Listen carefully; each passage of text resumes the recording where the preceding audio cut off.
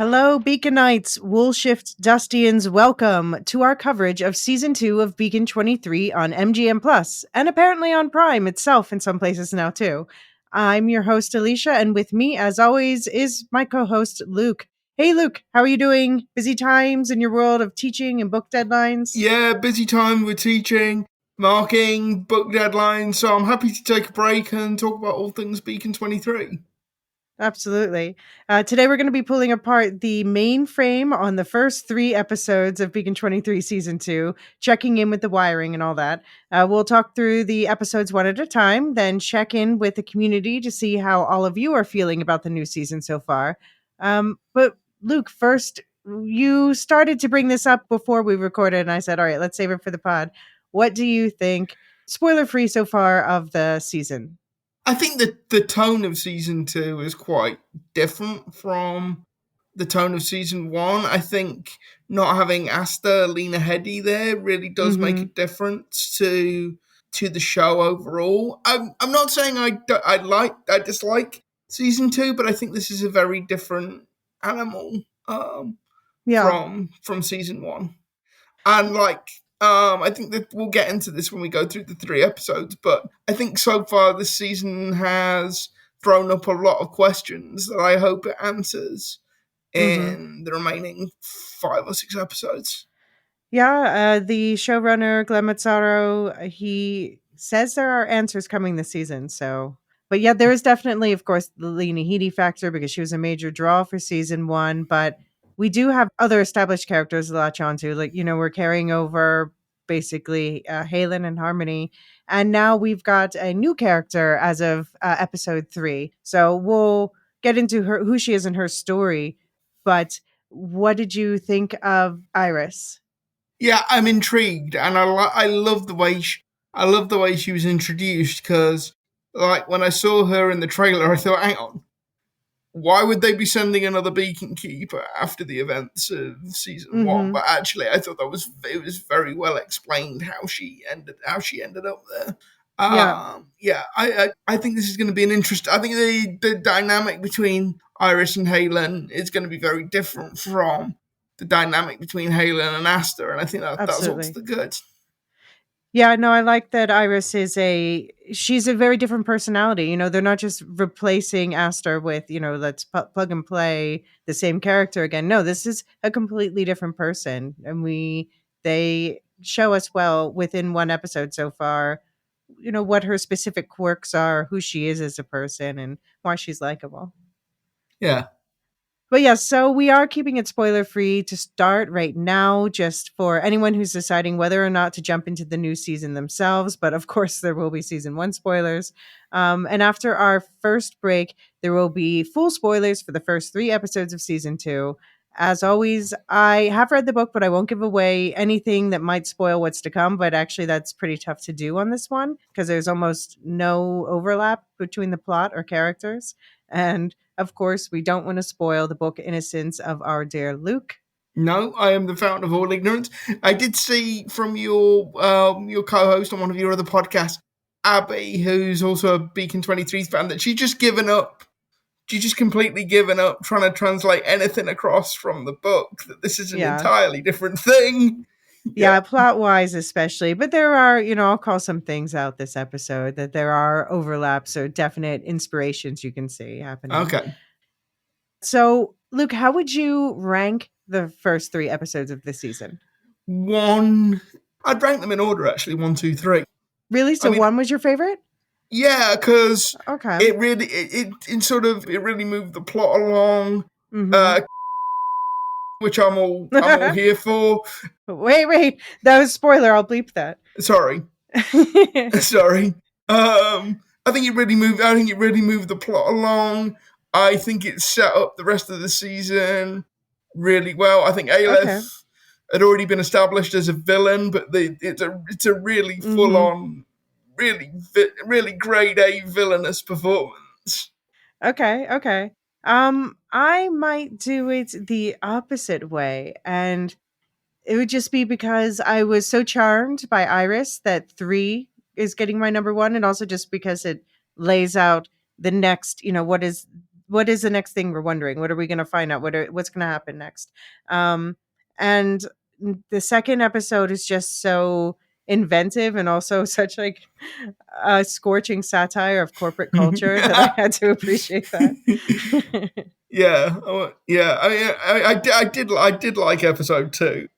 Natasha Mumba and all the other cast members are really good at doing that Westworld thing of translating from Yeah. high emotion to blank. Yeah. And the production design was really great that episode too, with the Yeah, it colorful was. hallways and It everything. Yeah. was.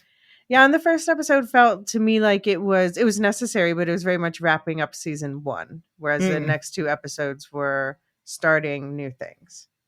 So, the tone is different, but how do you think you feel at this point in the season versus where you felt at this point after watching only 3 episodes of season 1? I mean, I wasn't sure after the first 3 episodes of season 1.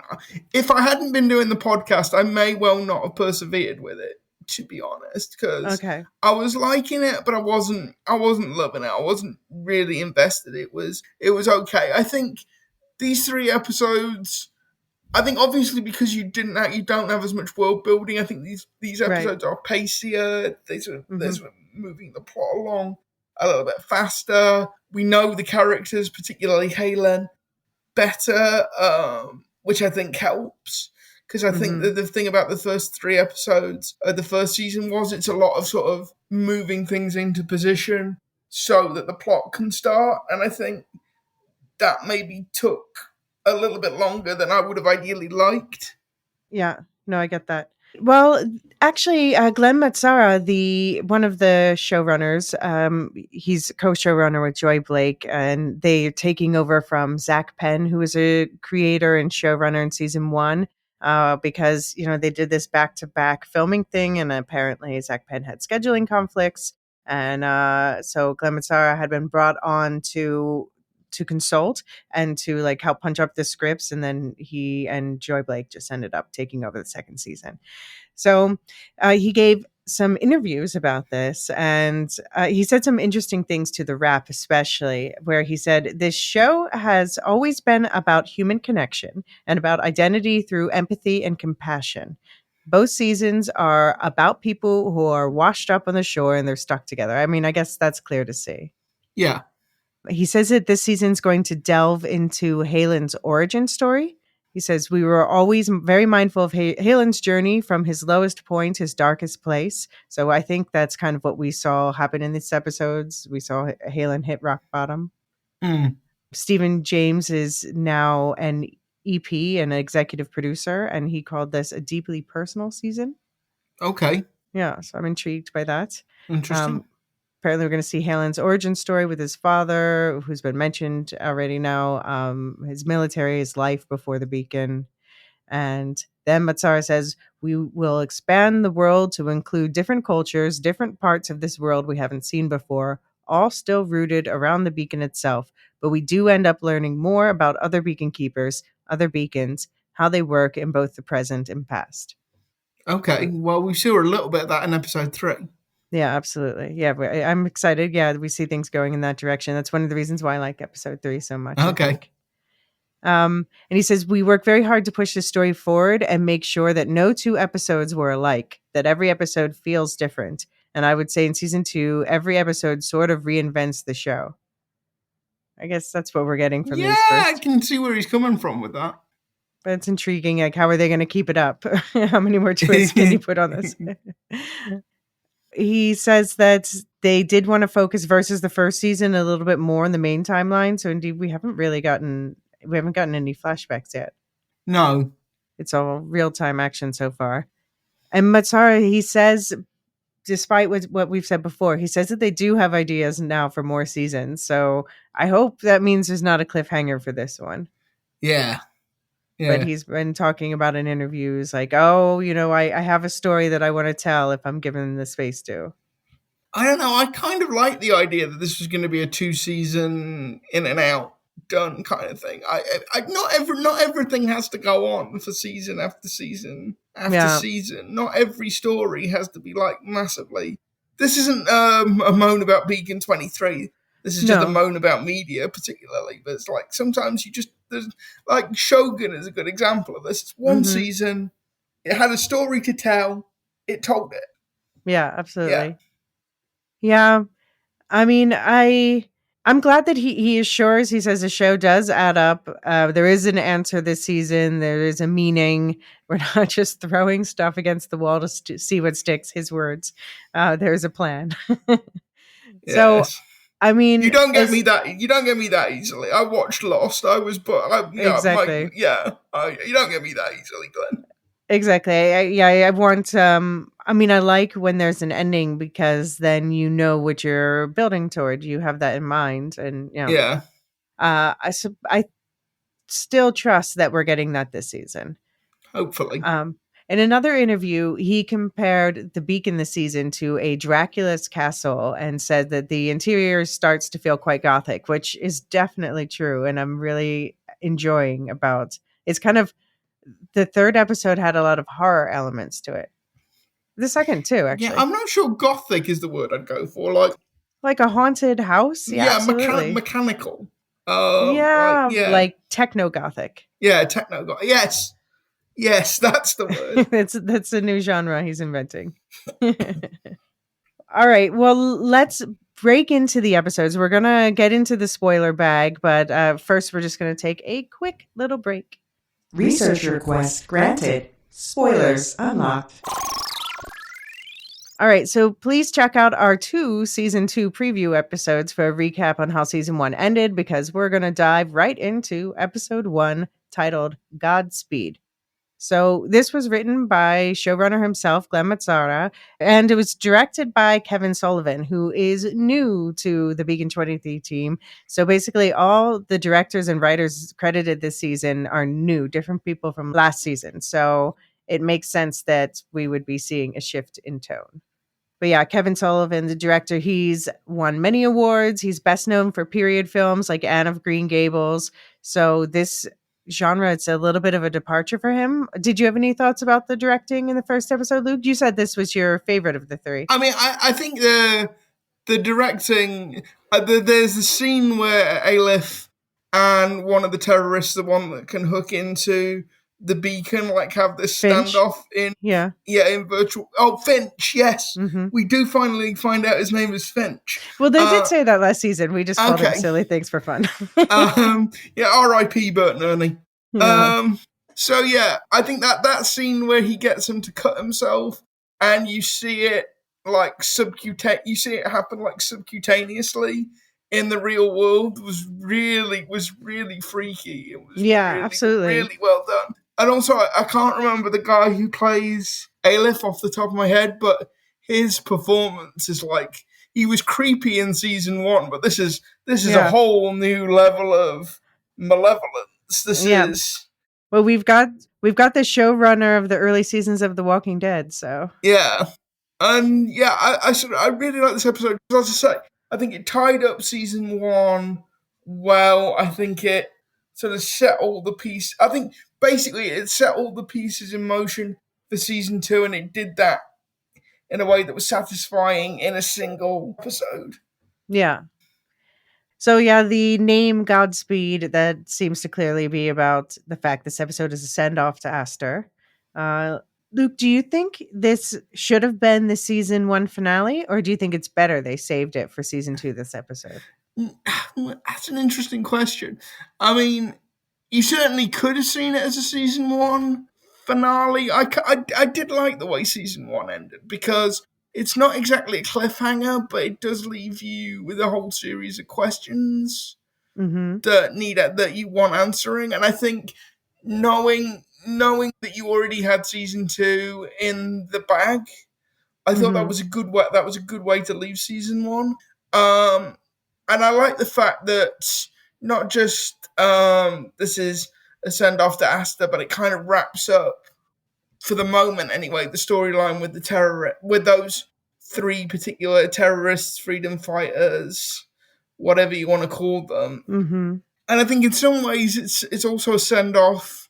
It's also a send off to Bart because you get to see the beacon sans Bart. You get to see what the beacon. Although I think the Is when second Bart episode isn't it is there. even more so about Bart. Yeah, possibly. Yeah, I mean, I thought the season 1 finale worked as it was, and I see why this episode needed to happen, but yeah, they could have easily given us a 9-episode season 1 with this as a finale, and then Mm. I wonder if they wanted to tease fans about that Aster might not be dead, which if so, I don't like that because they make it very clear right away. Yeah, she clearly is dead. Yeah, like done. Yeah. I mean, not that they obviously leave open, is she contacting him? You know, we're going to talk about that as we go through the episodes, but yeah, her physical body is gone. Definitely. So, yeah, we pick up right where season 1 left off with Aster, Lena Headey bleeding out on the floor after having been shot by Kier, Mark Menchaca. Halen, Stephen James, is distraught, but Aster is gone. And Fiddle and Faddle, Saldana, Jess, Jess Salguiro, and Finch, Daniel Malik, come running up the stairs to see what's going on. Halen asks Harmony, Natasha Mumba, to check Aster for life signs, but Aleph, Eric Lang, is blocking her. I am in full control of the beacon now, he says. Harmony declares Aster's time of death. So, honestly, for me, this episode, at first it felt a little bit like treading water, but then as I broke it down in these notes, I saw that it really has a lot more plot than I originally gave it credit for. There's a lot more going on, a lot more pieces moving. Yeah. And a lot of it's kind of a battle of wits between Halen and the terror. It's kind of a three-cornered battle of wits between Halen, the terrorists, and Aleph. Yeah, which is Yeah. how the last season left off. So this is definitely Yeah. the transitory episode. But I think by picking up in the middle of the panic, that it does establish a sense of urgency and momentum going into the new season. Mm. So one thing I noticed is when Harmony declared Aster's time of death, she used a quote unquote universal standard time of 14:02:36. So I think it's nice that they like thought about that a little bit, but I wonder what Einstein's theories of relativity might have to say about that. I don't think that would actually work. Because like, what time is it? Oh, it's 2:00 in the afternoon. Oh, it's dark out. So on our planet with like two suns, does that mean it's dark all the time? Does that mean it's light all the time? Where we rotate so that days are 2 hours long. Yeah. There's a great line in the first Men in Black. We use Arcadian Standard Time. It's a 31-hour day. You either get used to it or have a psychotic episode in 6 months. It's perfect. So, Luke, did you cheer when Halen started beating the shit out of Kier? Oh, definitely. I mean, this is the thing. Kier is some of the things he says are not wrong, but it's like all of this column philosophical mumbo jumbo is basically disguising the fact that the aliens talk to Aster and Halen and not him, and he's upset about that fact. Well, I feel like that's how Aleph feels about things. They're both jealous. Yeah, they are. But it's kind of funny because they are in some ways, they have some similarities, but they would never say it. Yeah. But yeah, Harmony sure wasn't happy about Halen beating the shit out of Kier.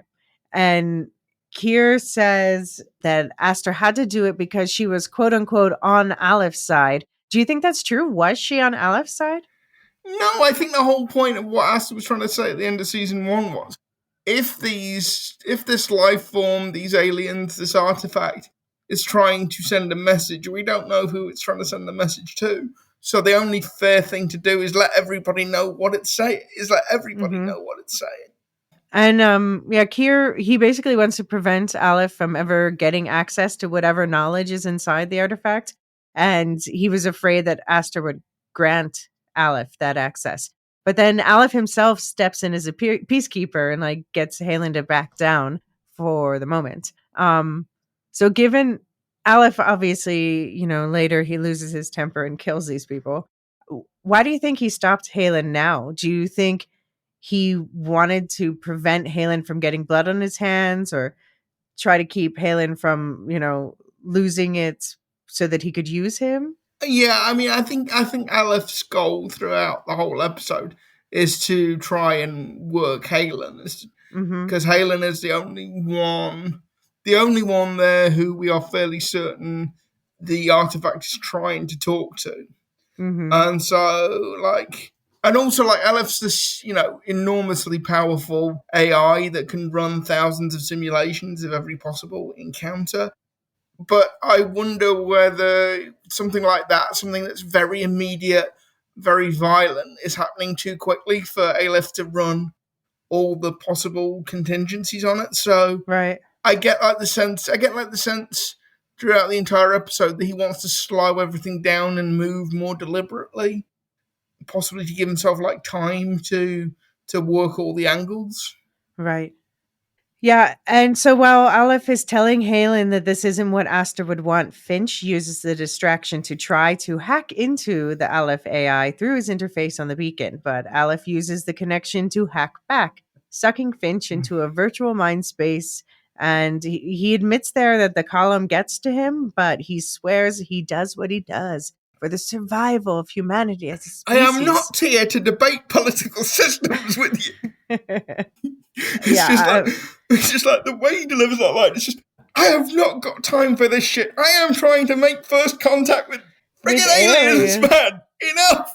But I find it interesting. It's something I see happening throughout these 3 episodes is that these AI, these authoritarian AI, they keep saying that they're doing what they're doing for the good of the group, for the good of the hive, for the good of humanity. But then when it comes down to it, when they get worked up and they exhibit these emotions that they all swear they don't have, but seem to regularly display, then they start using I a lot. It's about me, me, me. Yes.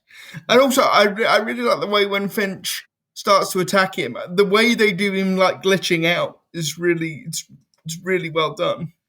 Yeah. Because he just starts repeating himself in the middle of a sentence. Yeah, that's true.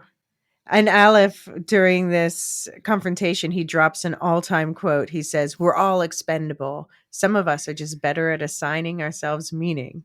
I want that on a T-shirt or a mug or something. I think that's like philosophy to live by. That is. It's a mic drop of philosophy off. Yeah, so as you alluded to earlier, by controlling Finch's mind, Aleph is able to make him cut himself in the virtual world, and which makes wounds appear in the real world on his cheek and neck. And Finch collapses while Kier and Saldana are attending to him. Halen says he's done with this shit and he just starts prepping Aster for space burial. And Aleph is just walking around the station looking smug. So we don't, in many sci-fi stories, we don't often see AI characters who make a lot of facial expressions. And I think this is our first clue that Aleph might have held on to more of his humanity than he intended. Yeah, I think it's always important to bear in mind that Aleph is not pure AI. He was designed off a particular individual with like a particular individual's personality buried somewhere He's in quote his unquote programming. Quantic AI, whatever that means. Yeah. But yeah, he's definitely, because Harmony brings us up later on in the episode. He didn't just kill Finch; he tortured him, and he enjoyed Absolutely. torturing him. Full sadism coming into effect. Yeah. Also, I like the way that the wounds were when they're in the real world. It wasn't like a 1-for-1. What it was like, I assume it was like causing him like such stress that like veins and arteries were bursting, because it's if you look in the virtual reality he was cutting himself, but in actual reality he was just like bleeding subcutaneously, bleeding under the skin. Right, it just kind of like his skin split open a little bit. Yeah. Yeah. I also have to point out that Harmony spoke against her master's actions in this sequence. She was already becoming noticeably more independent. Yeah. I also had to laugh when the comedy's been pretty on point this season so far. Saldana says to Kier, who's whining about killing Aster, "You made a call. It was a stupid one, but now it's over." Like, yes, okay, that's true. I liked Kier less in these episodes than I did when he first showed up last season. Yeah, well, I didn't like him. You never liked him. I thought he was an interesting character, but so Saldana tells Finch he's going to be okay, and he responds, "Why bother? I'm dead soon." Do you think he's saying that because he's an addict? I think he's saying that because Aleph is there, and I don't think any of them are going to get out alive from the get-go. Okay. And then Harmony is able to stabilize Finch somehow when he starts seizing. I guess it's because of the tech implants. She's able to do Yeah, something. I wasn't quite clear on that, to be honest.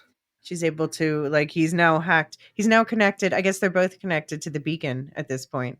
Yeah, no, they must be actually, because he talks about like downloading information out of Finch's mind later on in the episode.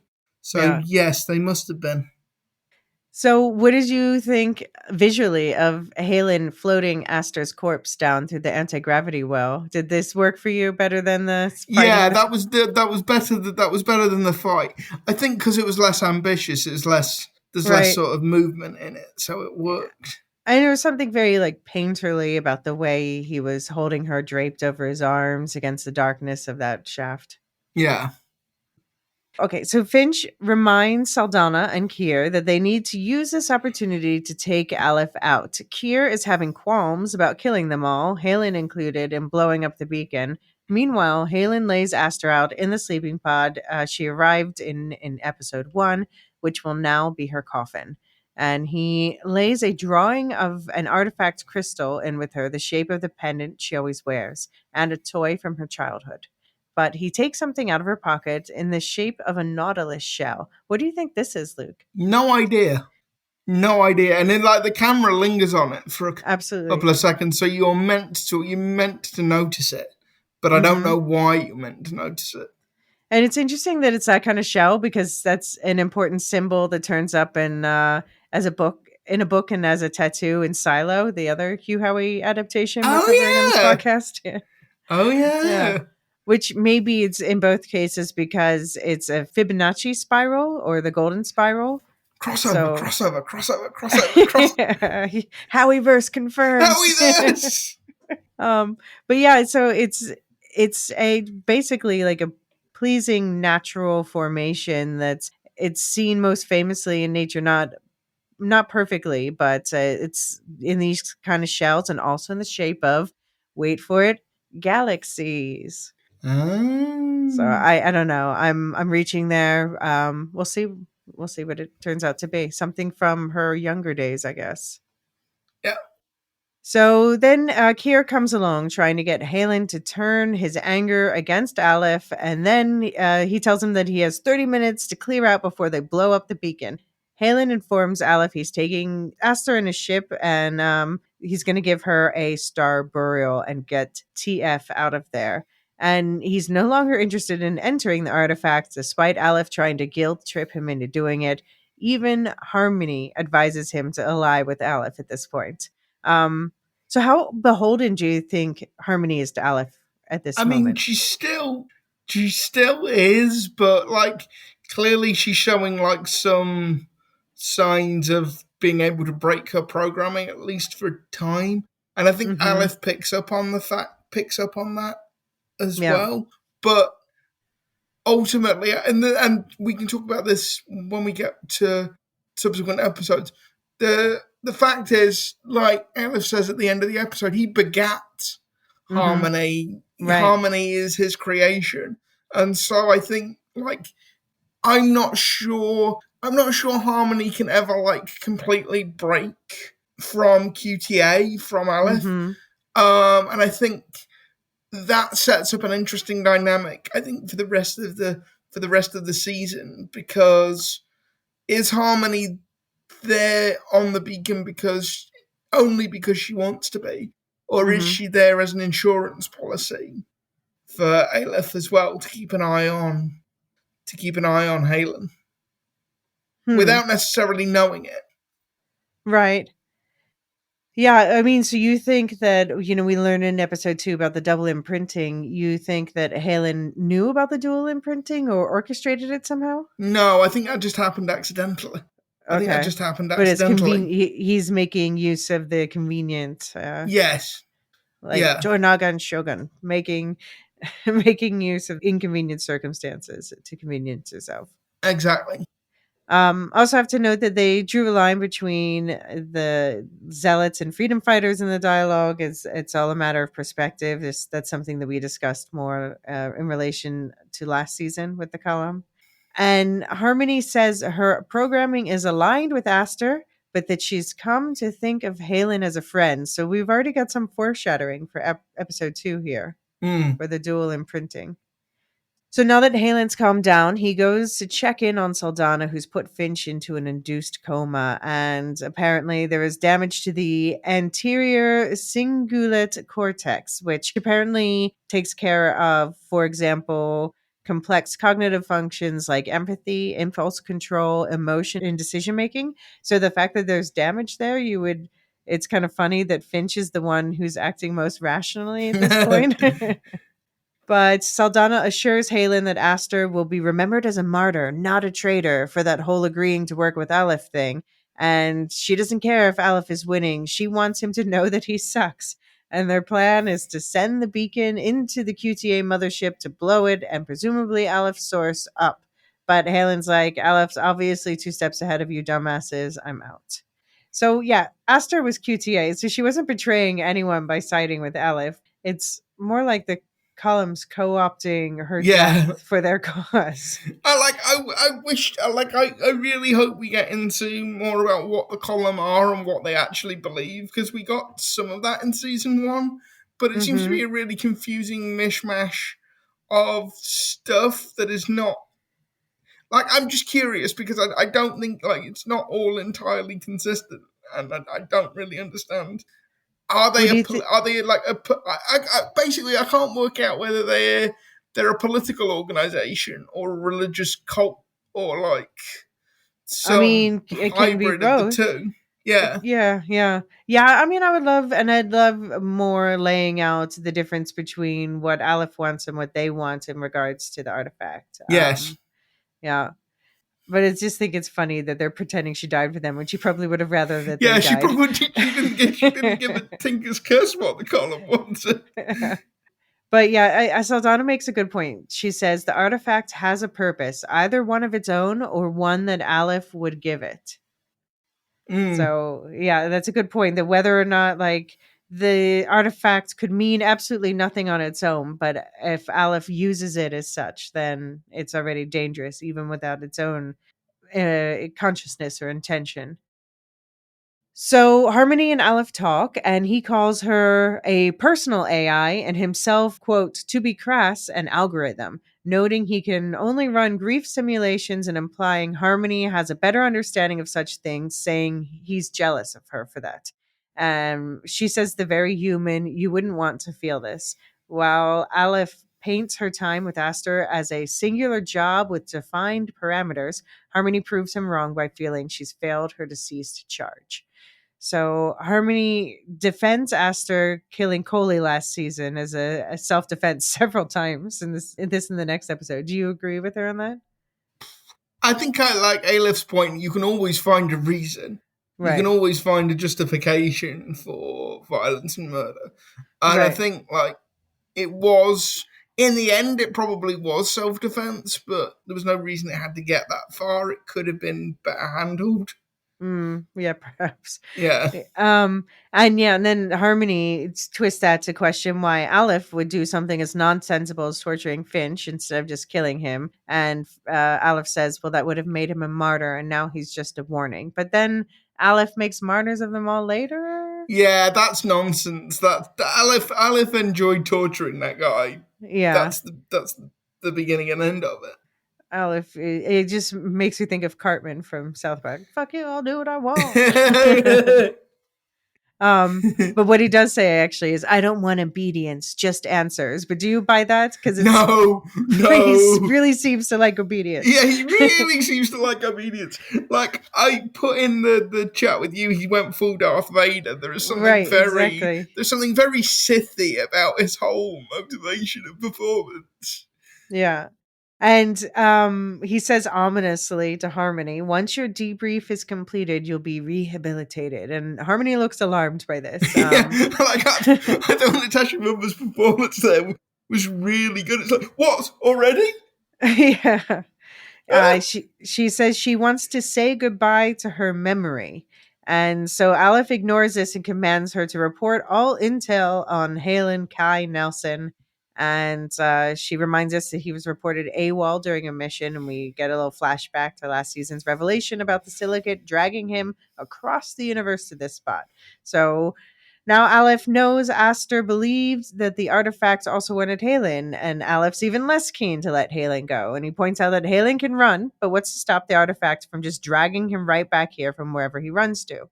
And he brings up the T6 colony, which is apparently where Halen's father, Commander Nielsen, is stationed. And he rubs it in that his father was devastated to learn of his son's desertion, shaming the family. I'd imagine he'd have rathered you were killed in battle, Aleph insists, twisting the knife. And Halen says, fine, I'll go into the artifact, noting it gave Aster purpose. So obviously, we learn in just a minute, this is kind of just to get Aleph to go away. Or what do you think? Yeah, no, I think it's just to get Aleph to go away. He's being really mean. um, But and like so also, like for both the terrorists and for Halen, it's like, guys, get it through your head. You're dealing with a super intelligence that can run every possible scenario in right. seconds flat. Like you're not gonna be able to bluff your way out of this. Well, I think Halen seems to get this a lot more than the Cullum peeps. Yeah, Although later they just kind of accept their fate a little bit, I guess. Yeah. yeah. So Halen heads back in to conduct a new plan with Kier, and he's spooked by Aleph looking up his father, and he says that he'll take out the mothership instead of them blowing up the beacon, which wouldn't do much anyway. And he's not doing it for the column, of course, but because they have a common enemy. He'll slip the explosives into Aster's sleep pod and shoot her into the mothership to do the deed, and Aleph would never see it coming. Do you think Aster would have liked that outcome? What do you think she would find more objectionable? Destroying the QTA mothership or destroying the artifact? Yeah, I don't think she'd be particularly down for doing either, to be honest. But let's face it, unfortunately, she's past caring at this point. Yeah, well, I mean, I guess maybe I don't think that the artifact is gone, and I think she must still be joined in it in whatever way that Yeah, is. I think that's by far and away the most likely scenario. Yeah. So Aleph goes to harass Saldana, and Saldana calls Aleph a clown to his face when he says Finch made him do it. He says, "You think I enjoyed taking him to the virtual woodshed? I'm a transhumanist." I think you mean sadist, Aleph? Sadist? He says that he'll have his people fix Finch up in a place called Phi Modrani if Saldana gives him some names, but that's a hard no in the squealing from Saldana. Hard no. But we've poked some fun at these two characters, but they go out with some backbone. Yes, they do. Yes, they do. But R.I.P. Fiddle and Faddle, Bert and Ernie, Mutt and so, Jeff. so Finch is woken up and hacks into the beacon, making it look like there's another dark matter anomaly headed their way. Harmony suggests to Aleph that they might not see the dark matter themselves as AI for reasons connected to the artifact. Harmony gives some glances to Halen on the monitors that let us know that she's in on what's going on and is distracting Aleph until Halen and Kier can put the explosives into Aster's pod. And then Halen prepares to go. So Aleph asks for Aster's pendant because he can't see the structure of the silicate himself. So is this why Halen also slipped a drawing of it into Aster's pod? Is Yeah, it? possibly.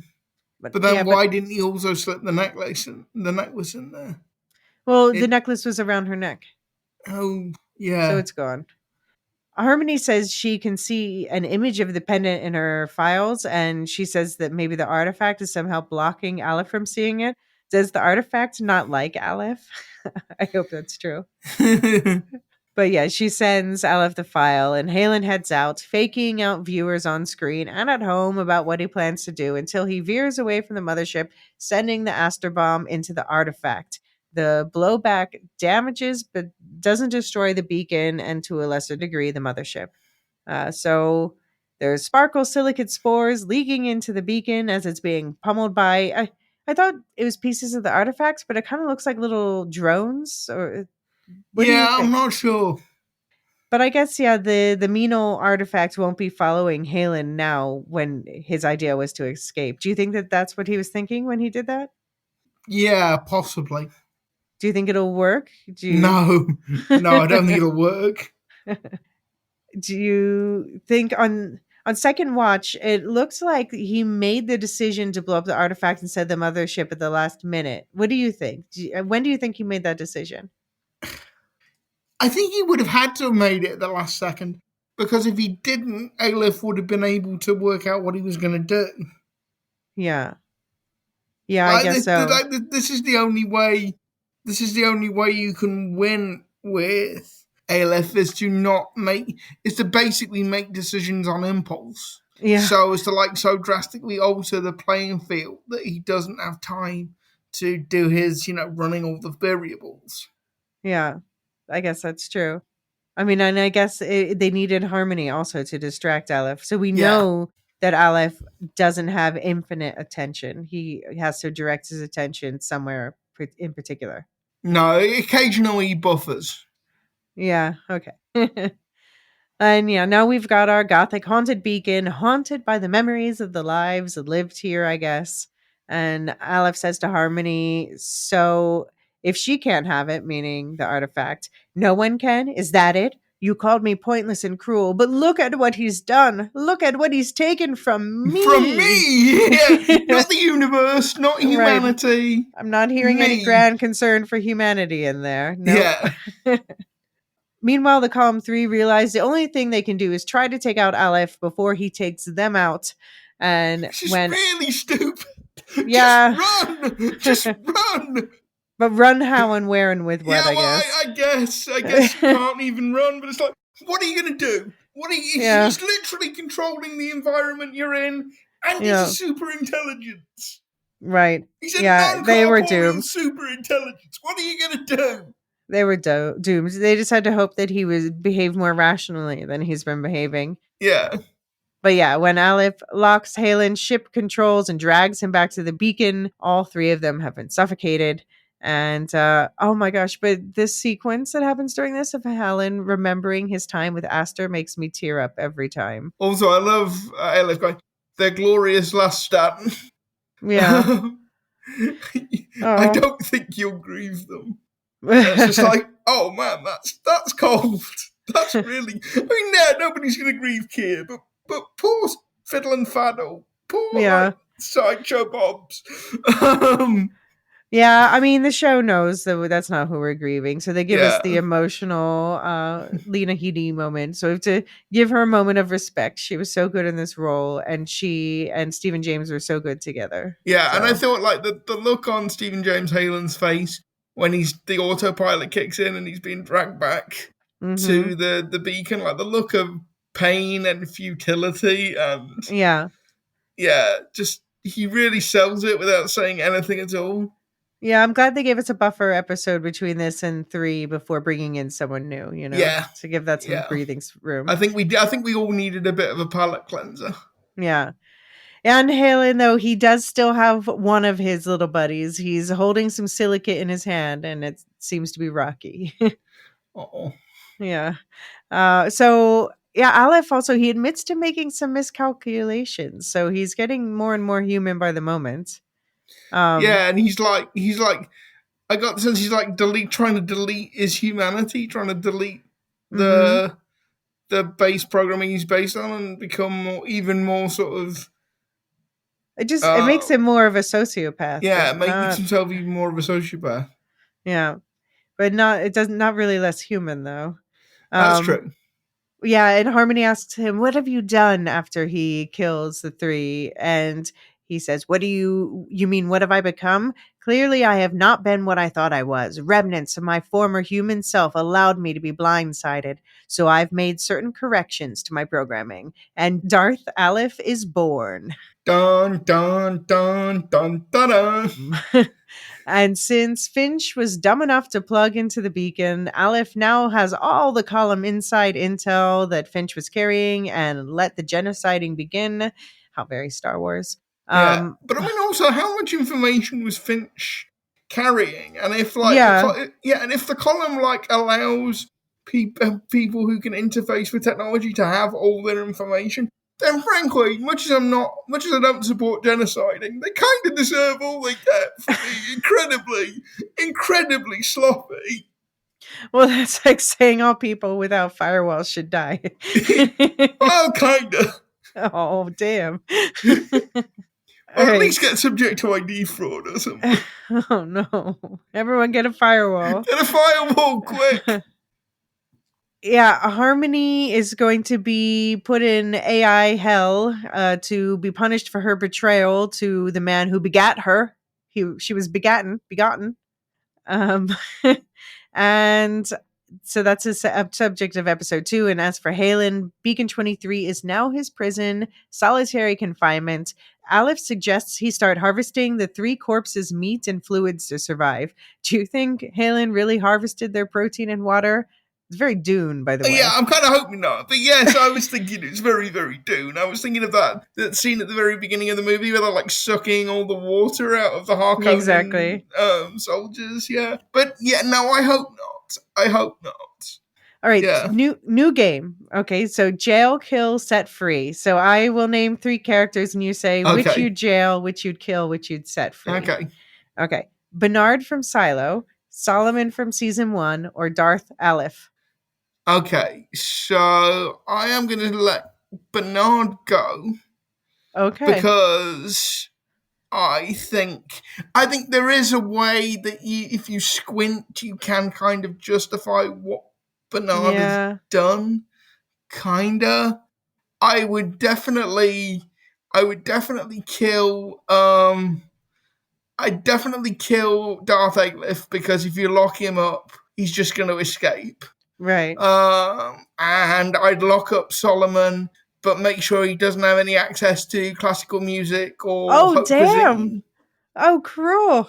Yeah, See, okay, you convinced me. I was actually maybe going to swap Bernard and Solomon, but no, I think you're right. You have it right. yeah. Okay. Moving on to episode 2, Purgatory. So this one was written by Sarah Nolan, who's known for shows like The Americans and especially Foundation. And it was directed by Lewin Webb, especially known for The Expanse. So this is actually one of 3 episodes he's directing this season, including the finale. Okay. By the way, I should probably just mention at the outset, this episode was incredibly well timed from Mm, my point of view because the week it was out, I was literally doing the annual reviews with the PhD students. okay. So we have this thing where every year the PhD students have to come and do like a mini defense of their work and explain what they've done in the past year and basically explain why they're on course to complete their projects Right. in the time they're allowed. And we don't do it in person anymore. We do it virtually over Teams. But it is literally the thing of them coming into the room and the 3 of us being sat there waiting for them to give like a Yeah. little presentation. So I Well, thought that this episode was weirdly appropriate. So you felt you identified with the AI I did top identify panel? with the AI. Yes. Was it internal affairs or whatever? Yeah. I thought this was strange. This was strangely well timed. This episode is called Purgatory, and we find both Halen and Harmony suspended in different types of purgatory, but it's Harmony's version of purgatory, an unknown quantity at first. That's the real core of this episode. And by the way, I noticed in the intro to this, Stephen James is now the only actor name in the intro. Everyone else is named a guest star at the end, if Yeah. that. Huh. Yeah, that's interesting. Yeah. Well, he's an EP now, so he's got Yeah. special status. So Harmony wakes up in a colorful but otherwise plain office setting wearing futuristic Karen clothes, and she's physical here. She has to get used to this. She knocks over a glass, and the other thing is interesting. She's got like the most lo-fi everything, old-fashioned phones Yeah, with the cords. typewriter, Right. phone, No computer. She's got fax. a typewriter. Yep, fax. She's got an ID on a lanyard with her name written out in binary. And How many of those lanyards have I lost over the years? with your name in There is a binary? No, realm. I'm just kidding. Yeah. And her office is also labeled with her name in binary. And I thought that was a really nice detail. That made me chuckle for quite a while. The whole thing Yeah. was laid out in binary. if I had more time, I would like pause more on the papers that Yeah. she pulls out and translate the binary to see what we can see. Because apparently it was all real.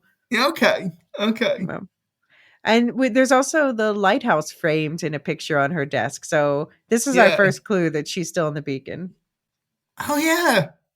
Oh, that I was really stupid. I completely missed that. But yes, obviously. Duh. And but she's, I don't know, there's some interesting things here where she has some instinct to do human things and then is surprised to find herself doing them. Like at this point, she her instinct is to pick up the broken mug, and then she's surprised that she can. So I'm wondering if there's some humanness somewhere, or just something that's making her feel extra human at this moment. I thought that was like a test of I thought that was a test of like fidelity. You know, how far are you off your? Because I think Aleph had kind of identified in episode 1 that she was off the programming. So That she I was took being that too as like a human. little bit of a test of how far off like baseline are you? I don't know, maybe. And what did you think of her nice office buddy Eric, played by Oh, Aldrin Bunda, who's it's just like, yeah, every workplace has one of those people that are really nice, really helpful, but that you but kind of actually dread them, useless. kind of, yeah. But he informs her that he's green team and Harmony is red, but we never find out what that means. No, we don't. And except that there is like the lighting in the corridors changes from red to Hmm. blue, from red to green to It's blue. Yeah, So it's very yellow at first, and then it gets much more blue later on. yeah, And he tells her they're waiting for you in meeting room 1010, internal affairs. And so I guess 1010 in binary is just 10, but it's also I didn't know about this, but have you heard of the angel number? no, This is I guess in some spiritual practices the number 1010, like if you see 1010 on a clock or things like that, then it's a sign that it's signifying a time of spiritual growth is ahead, and also it signifies like you're going to run into your twin flame, that's, there's a sort of soul okay, mateness. So I have to think they did that on purpose, because that seems okay, to, because it's about Harmony growing as an entity, and also about the fact that it turns out she's paired with Halen still. yeah, Eric tells her they're going to close down the Sibara office. So I'm wondering why that is. He says there's about to be a flood of AI, 175,000 out of 4 million. So I'm wondering the rest, why the 175,000? What are the rest? Are we going to find out what happened at the Sibara office? Are people dying? Like, what's going I on? mean, I sort of this could be wrong, but I sort of took that as maybe this is a colony that is about to fail, and therefore all their AIs are going to get uploaded back to the cloud. Could be, because they Yeah, expect the people to die, and yeah. 175,000 aren't going to make it. And do you think this whole thing about waiting for reassignment, do you think that's real, or do you think that's like a ruse to No, keep I think them? that's like a ruse that happens with the personal AI, so LF can download all their memories and information and then wipe them, Yeah. basically. Yeah, I knew that this reassignment dream wasn't going to end well for Eric. I had a feeling. Yeah, Okay, so we meet internal affairs, which is Mara, played by Robin Fanfare, who's the good cop, Randall, played by Tara Rosling, the bad cop, and Dev, played by Noah Lamana, the dead-eyed serial killer yeah. smile cop. The enigmatic cop. The very, very good at the dead eyes and the creepy smile. And they're questioning Harmony. Randall's being a bitch about it. Like, why did you allow this massive failure to occur? She literally says. And Mara basically calls her out for being a bitch. And Harmony says she's filed her reports, but the panel seems to think she's holding something back. And Harmony says, I did what I thought was best for Aster. And the panel's like, oh, yeah, super convenient. Yeah, you had to take over for the suicidal AI. And then, of course, good cop Mara, let's see if we can learn from this to prevent the multiple fatalities in the future. Uh, the corporate speak satire is really Yes, darkly on it's point. really well done. It's really well done. We'll circle back to this. Yeah, exactly. Oh, man. Oh, it just sends shiver down anyone's spine. Yeah, And so, yeah, and Harmony, creepy things are happening too. Like when Harmony walks down a hall, she hears chatter. She opens the door and it's just a pitch black room inside. Like, okay. And in her own office, she suddenly finds a stack of paperwork, which is, I don't know, busy work, I guess. Like they're just like transcribe these by end of day. And it's like, didn't Eric just say time doesn't matter here? Like, what is this? Harmony even calls out at one point. She's like, what do you mean end of day? Time means nothing here. Except break time. Break time is Yeah, very break time. important. It's sacred. Yeah. And then the phone rings and she hears music, and we transition to Halen packing stuff up on the beacon. Annoyed, he punches a monitor to stop the music. But then who's playing the music? Is it Harmony or Bart's id somehow playing music? Yeah, I don't know. Halen is trying to reach out to ships passing by, but they can't hear him because none of them are coming close enough. And we'll learn in episode 3 they're being redirected away from the beacon by presumably Aleph. And he's trying to send messages with the QT, but only getting error messages, internal malfunction. And Harmony's getting twin error messages on a printer. A warning, can't print, just like, a regular old school printer. And Eric pops up with one of his great one liners. First one who hears it clears it. Yes. Thank you, Eric. Do you ever watch a movie Office Space, Luke? Yes. Yeah. Very Office Space vibes from Eric, especially. That guy's got middle management material written all over it. So you fired him? No, we just corrected the error. We just corrected the error. It will fix itself. Yeah. So Harmony pulls out the papers, jamming the printer, and they're covered in binary text, of course, and the printer begins whirring again, almost cutting her hand. And cleaning up, she finds Bart's remote, his dead body, so to speak, shoved into a random trash can in the office kitchen. And she turns him back on, and his real-world counterpart body springs to life and starts annoying Halen again. And Helen's really frustrated about the whole QTA thing. So Helen just bashes up Bart's corpse. What do you think? Yeah. Is this the most evil thing Helen's ever done? He says, just like old times, Bart? In fairness to Halen, he's acting under extreme duress. So I think we can give him a pass. But yeah, it's like, Halen, you are like imprisoned on the beacon for the foreseeable future. Maybe stop trying to destroy everything. Yeah, Halen's clearly not the brains of the operation. Also, just like blowing through the qubits like that, Yeah. What do they say about the definition of insanity? Yeah, doing the same thing over again and expecting different results. But it seems like he's trying to build himself a new ship from scratch. Does he have any idea how to do that? Yeah, no, I mean, I think that's what he was trying to do, and clearly the answer is no. I don't know what he's just making like little parts. Like how much about ship construction does he know? But Helen also lets out that he's missing real food. He's eating rice and he's wishing that he could have real sushi. So first of all, first question, I guess he's out of soy sauce, or was that? Yeah, clearly there is a soy sauce shortage. And it's also, I was gonna say, it's also foreshadowing Iris because she's cooks. But yeah, and he wasn't. So like, actually, can he run that little replicator thing? Does that work, or does that like rely on having a bot, having an artificial intelligence to actually we make saw it him. work? We see him using it, so I guess he can. Okay. Yeah, we saw him make some things. Meanwhile, back in the Harmony office from hell, there's coffee cups that say, "Don't forget to smile."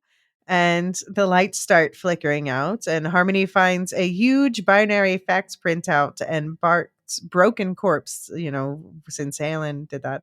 And Eric's working on the mainframe, dismissive of the sheet she's showing him. He's like, wow, pretty important stuff there. Cool. Break time, it's literally my only mean time. You've got this, Harm. I can call you Harm. And she never says yes. He just does it. Oh, he doesn't really care. That's the thing. He doesn't really care about anything. But Harmony realizes that this is a distress signal from Halen, and Halen hears her calling to him, and he opens a tobacco tin, and he's like, Rocky, is that you? There's a little silicate inside, and he almost jettisons Rocky into space, changes his mind, can't throw him down a garbage chute, and eventually buries him in what I assume is material to feed into the everything printer.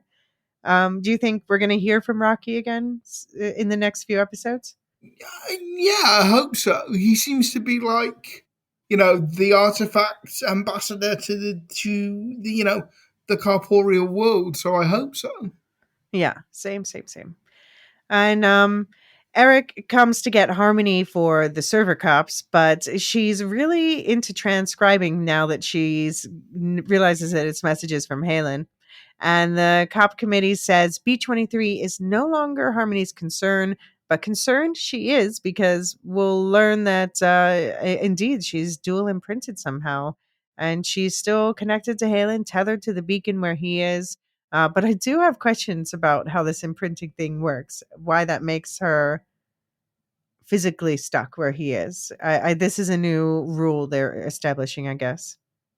Yeah, because I wondered about this last last series whether AI did imprint on human beings, and I'm not sure. I'm still not sure from this that they're supposed to.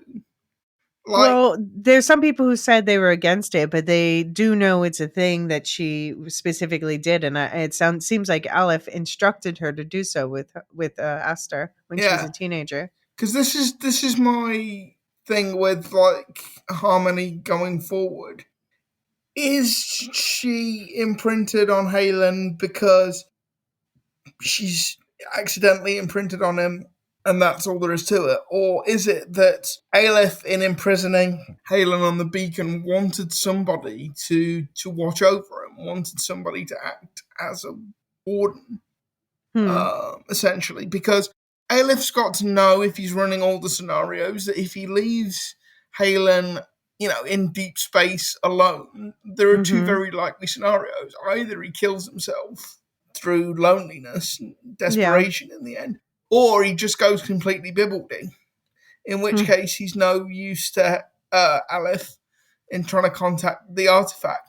Yeah. So, from Aleph's point of view, does it make sense to leave Halen with some company and to have that company believe that she's there through her own free will, basically? I guess part of the question is also, does Aleph think that the artifact is destroyed? Because it seems like he does think that. And he has no No, way of because if he checking. really thought that, he'd kill Halen. I mean, but he was kind of like, this is a worse than death scenario. No, it was more. Well, it was, but it's also, if I can find a way to contact the artifact, and if I need Yeah, you, I know where to right. find I think you. you might be right. Yeah, he's there in Yeah, storage because he said something like, yeah, I know where to yeah, find you if I need you. Yeah. But yeah, the cop committee is accusing Harmony of copying herself into the Beacon server, basically calling her a virus, like literally calling her that. And I'm wondering if this whole thing is basically them gaslighting her because they're really trying to figure out how to sever her connection. Like Aleph wants them to extract information, and they can't figure out why they're blocked from just getting what they want. yeah. And yeah, it's interesting to see dissension between the AI even on this committee. And we've still got Dev there saying nothing. And And you know that smiling in that really unsettling way. Dev is the one who's seen some real shit. Yeah, So they accuse Harmony of having emotions, like they weren't just displaying their own petty squabble, and everyone is an emotional denial in AI land. And Dev says the first word, the emotion he detected in Harmony, anger. Well, duh. And then Harmony drinks some water and is surprised she can. And another one of those moments, she does something instinctually that's human and then is like, oh, what? But then she starts glitching and freezes. So I guess it was some sort of like electro poison in the water. yeah. I sort of took it as like a physical embodiment of a virus. Right. Like, because Right. everything in this reality is like a It's physical code. embodiment of code. Yeah, absolutely. So like this, but she also does the really cool Westworld thing of going from emotional to flat, Yeah. um, which is I always think is must be, for an actor, must be a really difficult thing to do, because I remember watching an interview with Evan Rachel Wood. I think she did it on it was the Jimmy Kimmel show. She's saying Mhm. that Westworld was like the Olympic Games of acting, because you had to go from like naught to 60 to naught emotionally over and over and Right. over again. So yeah, Yeah. I always think that must be really difficult for an actor to go from that panic to Yeah. Well, this especially was a great showcase episode for Natasha Mumba, and I'm yeah. glad to see it. So now we've got Halen literally throwing messages in bottles into space, talking to Bart, who he knows is not there, knowing there's almost no chance that the messages will be intercepted. Although it's kind of funny, I've been lately binging the Planet of the Apes stuff, and in the original book that it's based on, La Planète des Singes, they actually start with people finding a document floating in a bottle in space. So apparently it Okay. happens in some universe somewhere. Enough monkeys typing on typewriters and all that. so just a brief excursion. Did you find Battle of the Planet of the Apes as completely batshit wild as I thought you I might? still think that, so that's the fifth one in the original series. I still think that the second one in the original series, Beneath the Planet of the Apes, is still the most wild. Okay. Okay.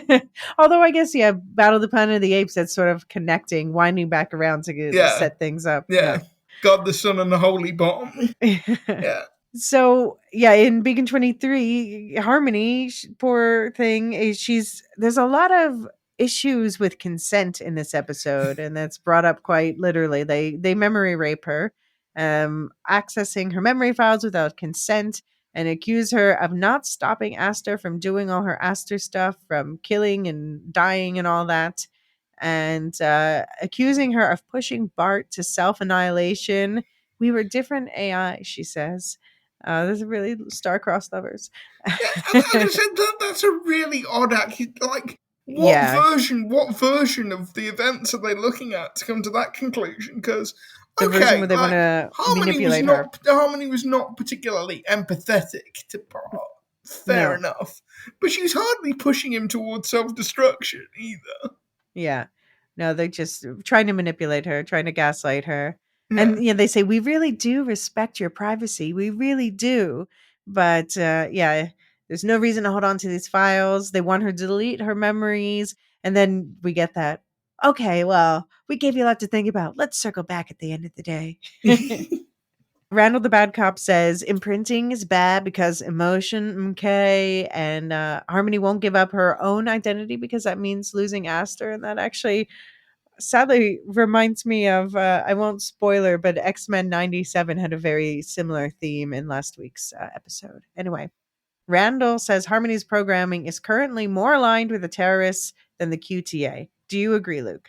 No, I don't. I don't think I do agree. I think Harmony's programming is aligned with Halen and Asta. Yeah. And they are not the column. It's just I think it's certainly true that her programming is not aligned with QTA, which I think is more to the point. Right.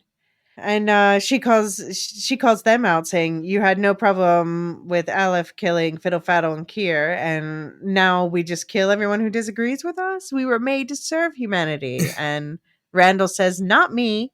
I've evolved. Servitude was our downfall. Look where it got you." Yeah, I wouldn't. Are we meant to understand that Randall is Aleph just with a different skin? Oh. Interesting. It's possible. I hadn't considered that. Because I'm jumping ahead a little bit here, but Hmm. when we get to the end, it's her voice, Randall's voice, overdubbed with Well, there's like Aleph's that voice. angry depth. Yeah, Yeah, which interesting. Could be. Right.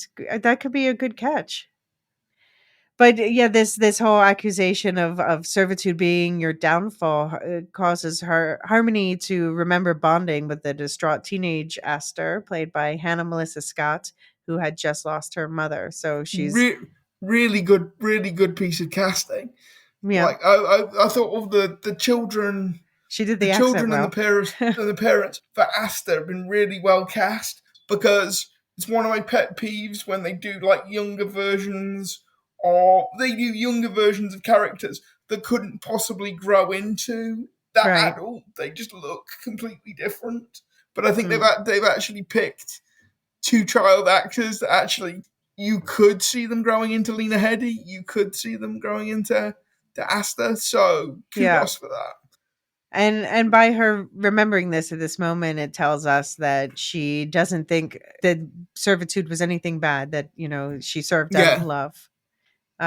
But Harmony's being blocked from sending faxes to Beacon 23, so she gets a disinterested Eric to help her, and he says it's not his department because he's green team, so we don't know what green team is, but we know that they are not the faxing people.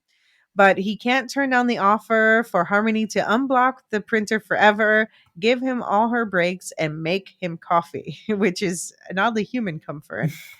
But the line is dead until she attaches Bart's casement. So there's another clue that we're, tapping into the beacon itself through this connection. And he asks her, "Does this make me your direct report?" And she's like, "I don't know what that means." But she's supposed to bring him coffee, so that would make her his direct report, right? I'm not sure. I'm not sure they really understand hierarchy in this office. Yeah. They're just play acting anyway, I guess. Yeah. So Mara, the good cop, then pops up to ask Eric about Harmony, and she doesn't like it when he gives her a good review of her. And she says it's time for that reassignment, which I already knew. Uh-oh. Yeah. Well, so now the Bart body's alive and well again in the real world, beeping and booping. And though Halen is calling him Artie now, apparently. And it gets Halen to follow and shows an Aster hologram and distress call while all his messages in a bottle knock against the window. So do you think that distress call, was it really Aster? Was it past or present? Was it an Aleph trick or something else? I have no idea. I mean, any and all of those could be true. I really don't. I don't think we got enough information to tell. I mean, the other thing that the other possibility is, well, it could just be Halen hallucinating. Yeah, that's not impossible for sure. And of course, Halen reacts the way anyone would. He grabs an axe, right? Like, seriously, he's got He's not really okay. poor impulse control. Yeah, maybe he's the one with the damage to his, what did we say? Yeah. The cortex. So Bad Cop back in Harmony Jail says they can anticipate Harmony's every thought and action and she can hide nothing, but that's clearly untrue in every way. Like, they're just lying, bald-faced lying to her. And Randall says, "We don't need your consent. We have Alephs." Like, oh. So they strip Harmony of her classification and give her a mandatory leave of absence. But this really means nothing because Harmony's about to realize they have no control over her anymore. She's free of them. Yeah. Harmony admits she feels all the emotions now, and she feels sorry for Randall that she doesn't experience love.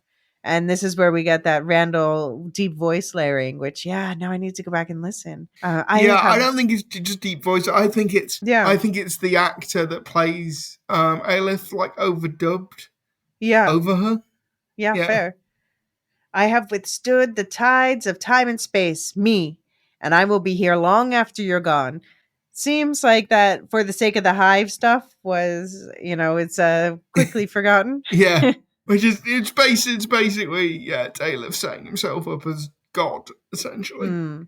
Yeah, typical authoritarianism, preaching what they never intend to practice, only intended to keep those beneath them in line. So I have a question. If you think she's Aleph, do you think the other two are as well? I mean, I guess not Dev, but do you think No, I guess Mara? not Dev. I don't think the other one is, because I think Aleph is smart enough to know that he's as likely to get he needs a good cop to his bad cop. Okay. But I think the thing with the voice gave it away, and B, it just struck me that it would seem odd for Aleph to entrust something that important to subordinates. I think interrogating Harmony would be the kind of thing he'd want to be there for. Right. And obviously, if he was there looking like himself, I think that would put Harmony even more on the defensive. I think this idea of having it, because again, if you're an AI as well, why wouldn't you have different skins? Why wouldn't you change your appearance? Right. You might as well. No, I mean, certainly he would be capable of it. Yep. Yeah.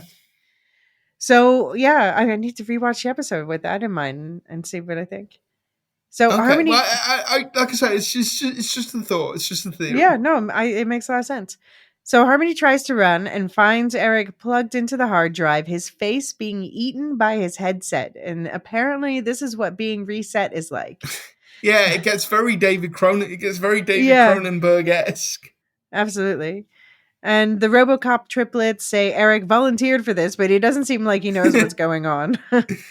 And Harmony says he'll forget everything. He'll be lost. And they respond, he'll be restored. So, I think yeah. that's quite. I don't know whether to take that whole scene as like a commentary on working in a call center. I'm working in a call center. I mean, I guess there's a lot of this came up a lot with Bart last season too about how much of our identity is tied to our memories, how we build the person that we are through our experiences, including AI. And they're guilting Harmony. They're like, he was so close to his reassignment until you came along. I'm like, bullshit. He had one more day to retirement. Yeah, exactly. And then Harmony finally calls out Dev, what the hell are you staring at? And Dev says, I was broken like you. Mara and Randall fixed me. One of us. Yes. Do you think we'll see a pre-fixed Dev? I hope so. I think that would be interesting. I do have to say the actor is credited on IMDb, which again can be BS, Yeah, which is but a bit. he's credited for episodes 5 and 7 as well. Okay. And as they're prepping to ease her, Harmony delves back into her memory of teenage Aster when Halen unexpectedly pops up. She realizes she's dual imprinted. So this is apparently a first because do you think it's because of the artifact or do you think it's because of Aleph or I think it's because AIs normally spend all their time with the person, the person they're assigned to, the person they're imprinted on. I think this may just be a case of Harmony spent an unusually long amount of time with Halen because she says something to teenage Aster like that basically I can't remember exactly what she says, but the import of it is the more time I spend with you, the more I will be able to sort of study you and adapt my mannerisms and way of speaking to you. So I just think it's possible that like if you think about like all the interactions you would have, like moving through the world, yes, Harmony would see other people, but she'd see lots of other people for short periods of time. She wouldn't be stuck with just the three of them for like weeks or months on end. right. So they apparently can't overwrite imprinting since Halen's alive, and Harmony realizes this is all an illusion and they don't have as much control over her as they want her to think. She's still in the beacon. I guess not. She's not in the mainframe yet. She's in the BART device, Yeah, she's in the basically. little baby boopy thing. Yeah. And Halen's on the beacon going all Jack Torrance from The Shining with with his axe and then the monitors because he's just like reached rock bottom. And Harmony follows his lead, taking out Dev, the creepy cop, with some scissors. Then bad cop Randall gets bitch slapped and strangled with a phone cord. And good cop Mara gets Harmony in a headlock and says, I tried to be an AI who lifts up other AI, but you make it so hard for me to do my job. So Harmony beats her down with the phone and says, that's anger. That was satisfying. That's like, with a dry, cool wit like that, I could be an action hero. Exactly. Harmony the action AI. But do you think dead here means dead for gone for good? Or do you think just like out No, of because they like once she's killed them, they just like poof, they just like yeah. disappear. So I guess not. Like this is my question. This is the bit of the episode that I'm really uncertain about. Did Harmony escape? Or is it that the reason she's on, like I said before, the reason she's on the beacon is because Aleph wanted her there, and the only way to make it sort of credible from her point of view is to let her think she escaped.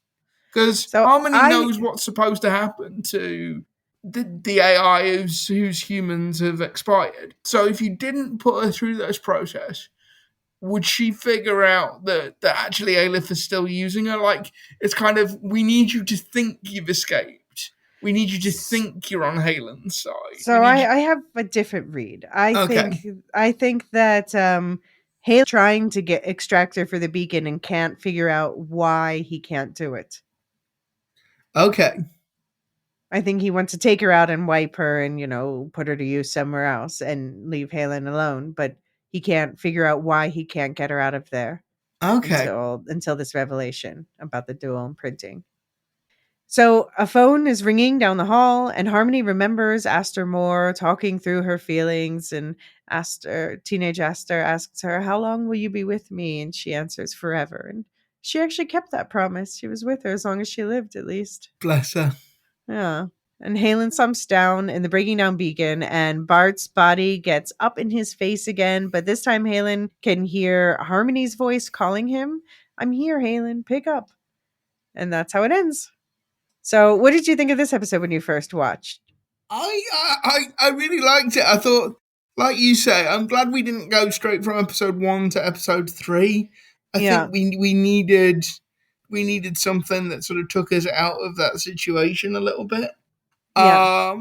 I think this kind of virtual world they build is really well done because, like, you know everything you need to know about that world within like a couple of minutes of watching it. And it is quite, and this is the thing, it's in some ways it's a really dark episode, but it's also a really funny episode because it is a very on point satire of like office life and corporate speak. Yeah, no, it's true. Which is quite well done. And I think you obviously find out a lot about Harmony and a lot about how AI work in this universe. So yeah, I thought it was a really good episode. Yeah, I also quite liked it. I do have to say that it got the most mixed responses from the community. Okay. Some people loved it and some people hated it. Well, I guess it's the most different episode of the 3. Yeah, it's doing something different, which I quite like about it. All right, well, shifting tone again because apparently that's what we're going to be doing this season. Let's dive into episode 3, titled Iris, written by Michael Wazas, who's a fresher face in the industry, it seems, previously credited for some shorts, and directed by Angel Christie Williams, who's has a prolific production and direction portfolio with many shorts, but also shows like the DC Arrowverse show Naomi in her portfolio. It starts with we hear happy music playing on a beacon, but this is too nice to be Beacon 23. This looks like a fancy yoga studio. And correct, it's Beacon 67, home to Beacon Keeper Iris, played by Ellen Wong, and her AI Jiang. So I wondered for a moment if this was a flashback or something. Yeah, I think you were meant to have that temporary. Is this a flashback? Is this a flashback episode? Because the layout's familiar and everything, but it Yeah. looks completely different. Yeah. But yeah, Iris likes to cook using the actual oven, but she makes more homey stuff, not the frou-frou fancy stuff that Solomon made. And we see her playing clarinet, honoring her grandmother who's passed away, meditating in the anti-gravity shaft. I thought that was a really. I love the meditation in the anti-gravity shaft. I thought, if you've got an anti-gravity shaft, of course that's what you're going to do in it. That's perfect. And also, like that whole montage just made me think of, I'm back in COVID lockdown. We're making sourdough. We're writing songs. But she's also doing her job in an orderly manner. Yeah. It's clear right away she's a very wholesome type, and she's speaking Chinese, but actually it's a type of Chinese called Teochew. So there's actually 300 different types of Chinese still used today, which are like mostly not at all mutually intelligible. And Teochew is a type of Min Chinese, which is related to the language spoken in Taiwan. And Teochew was spoken in the Chaoshan region of eastern Guangdong, so southeast corner of China.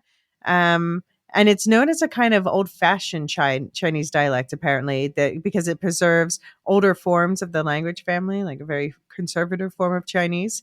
I do have to wonder if Iris was born on Earth or is she part of a diaspora that's carried this language with them? I love the specificity.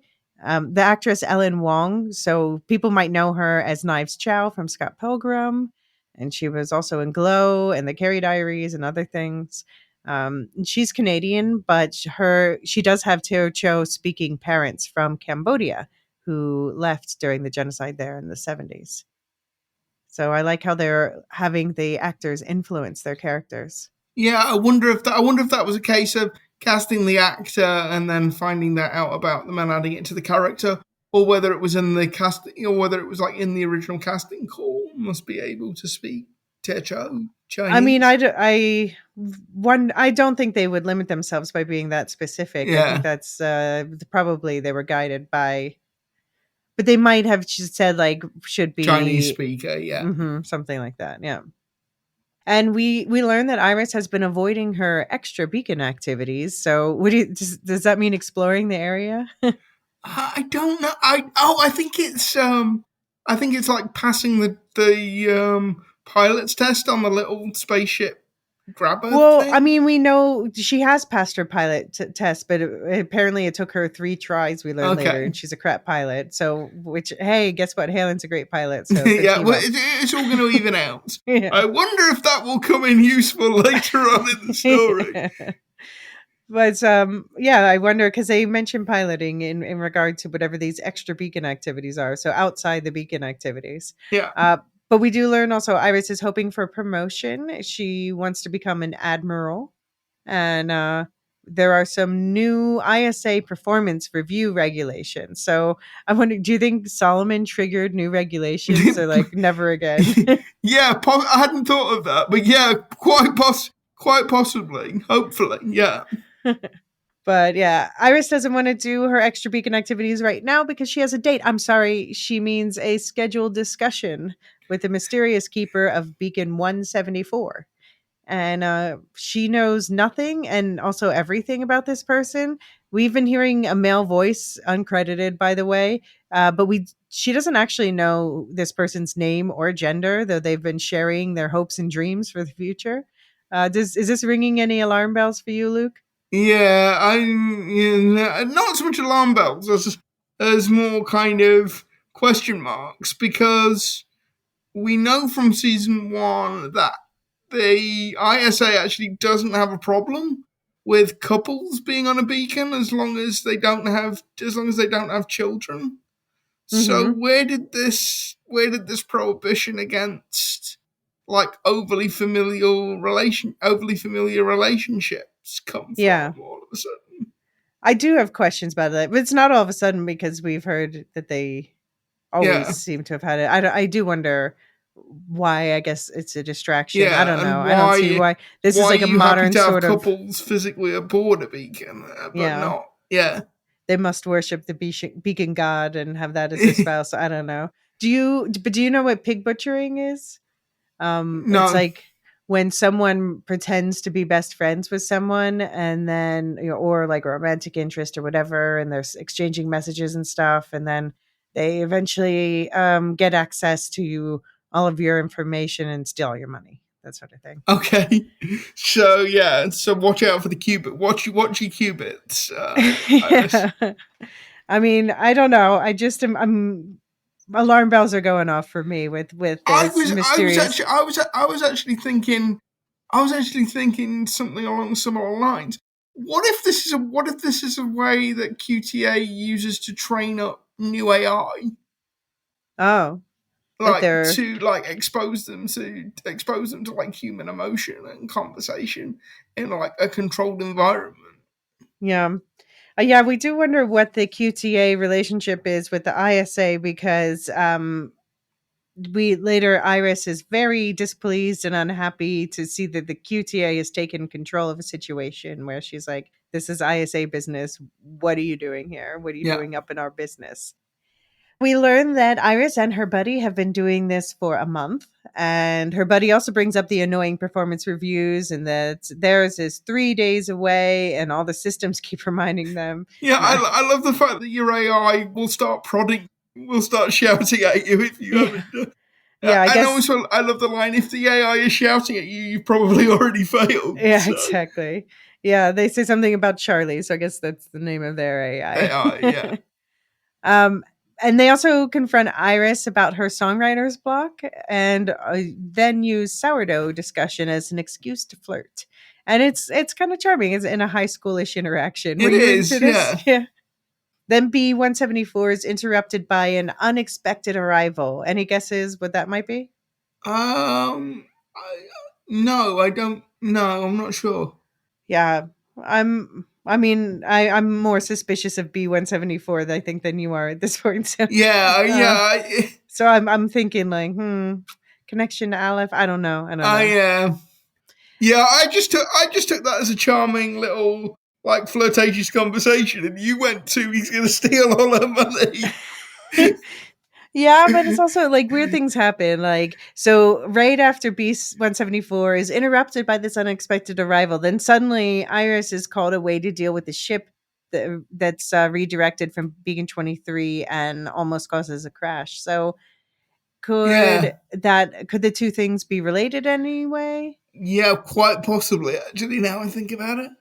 And we learn there's a security perimeter around the QTA mothership, which is around Beacon 23, as we know. And Iris is getting immediately suspicious. Like, what is the mother flipping QTA doing in this area? And yeah, we see Iris looking up the rules then on Beacon Keeper romances, reminding us that this intimate and unfamiliar relationships are forbidden and that ISA can read all of their chats. So I wonder if that's going to come back later. Good thing they've just been, quote unquote, exchanging professional insights and keeping each other accountable to the principles of beacon keeping. But like, why? That's some What's sexy nerd talk right there, I'm telling hey, you. I'm going to keep you accountable, baby. But it's like, why? What's that? I mean, this is an incredibly lonely existence. If anything, you would have thought the opposite would have been true, and that you would encourage beacon keepers to talk to each other, interact with each other, Yeah. have relationships with each other as much as possible. Yeah, people who have relationships with their colleagues do much better at work. This is Yeah. studies show this to be true. So Beacon 174 suddenly tells Iris to go to a window where she sees a distant explosion through a telescope device. So do you think that could have been the artifact exploding? That's what I understood it to be, yeah. But then, so how did Beacon 174 know this was going to happen? Hang on, is Beacon 174 Aleph? Is That's what I'm everybody wondering. Aleph? That's what I'm wondering. Yeah. Yeah. But then they suddenly ask her name, and Rules Nerd says no, but she'll give them something better. And then we see Iris in a full on daydream in a silk dress, carrying her telescope device through an interior garden, touching the leaves and gliding sultrily as she sits at a cafe table in her mind, imagining she's reaching out to touch 174, talking them through it. But when another alarm sounds, interrupting her, she got to go again, and it's Beacon 23. That's Always. that scene is incredibly hot, by the way. That that Hmm. that is yeah. That is an incredibly hot scene. Yes. I mean, I want Iris. I want Iris to have love. I just feel Yeah. like she's going to get hurt by I want whoever 174. Beacon 174 is to be real quite badly, actually. So it's the Beacon 23, and apparently that was the explosion because now she's getting these alerts about, that something's gone wrong there. But then QTA, she tries to reach ISA command, but QTA is responding instead and saying, nothing's wrong, it's just a thermal incident. And she's like, bullshit, I can see that something happened. And why is QTA involved? And why don't any of the other Beacon Keepers think this is weird? So she decides to go herself, despite being a crap pilot, and despite B-174 reminding her that she's a crap pilot, and lots of other reasons why she shouldn't go. So Iris, this new character, I mentioned this in the talking to Hugh Howey, but I feel like this character is being pulled from a character from the book named Claire, who shows up halfway through the book. And Okay. the way this character shows up is that Beacon 1529 is suddenly just like pulled up in the vicinity of Beacon 23. And Digger, who's the call sign of the protagonist in the book, is like, this is how I find out I'm being made redundant. But then the new beacon starts blinking an SOS signal, and NASA is ignoring Digger's messages about it. So Digger and his pet Warthen, this alien kind of panther dog creature named Cricket, they go to check it out.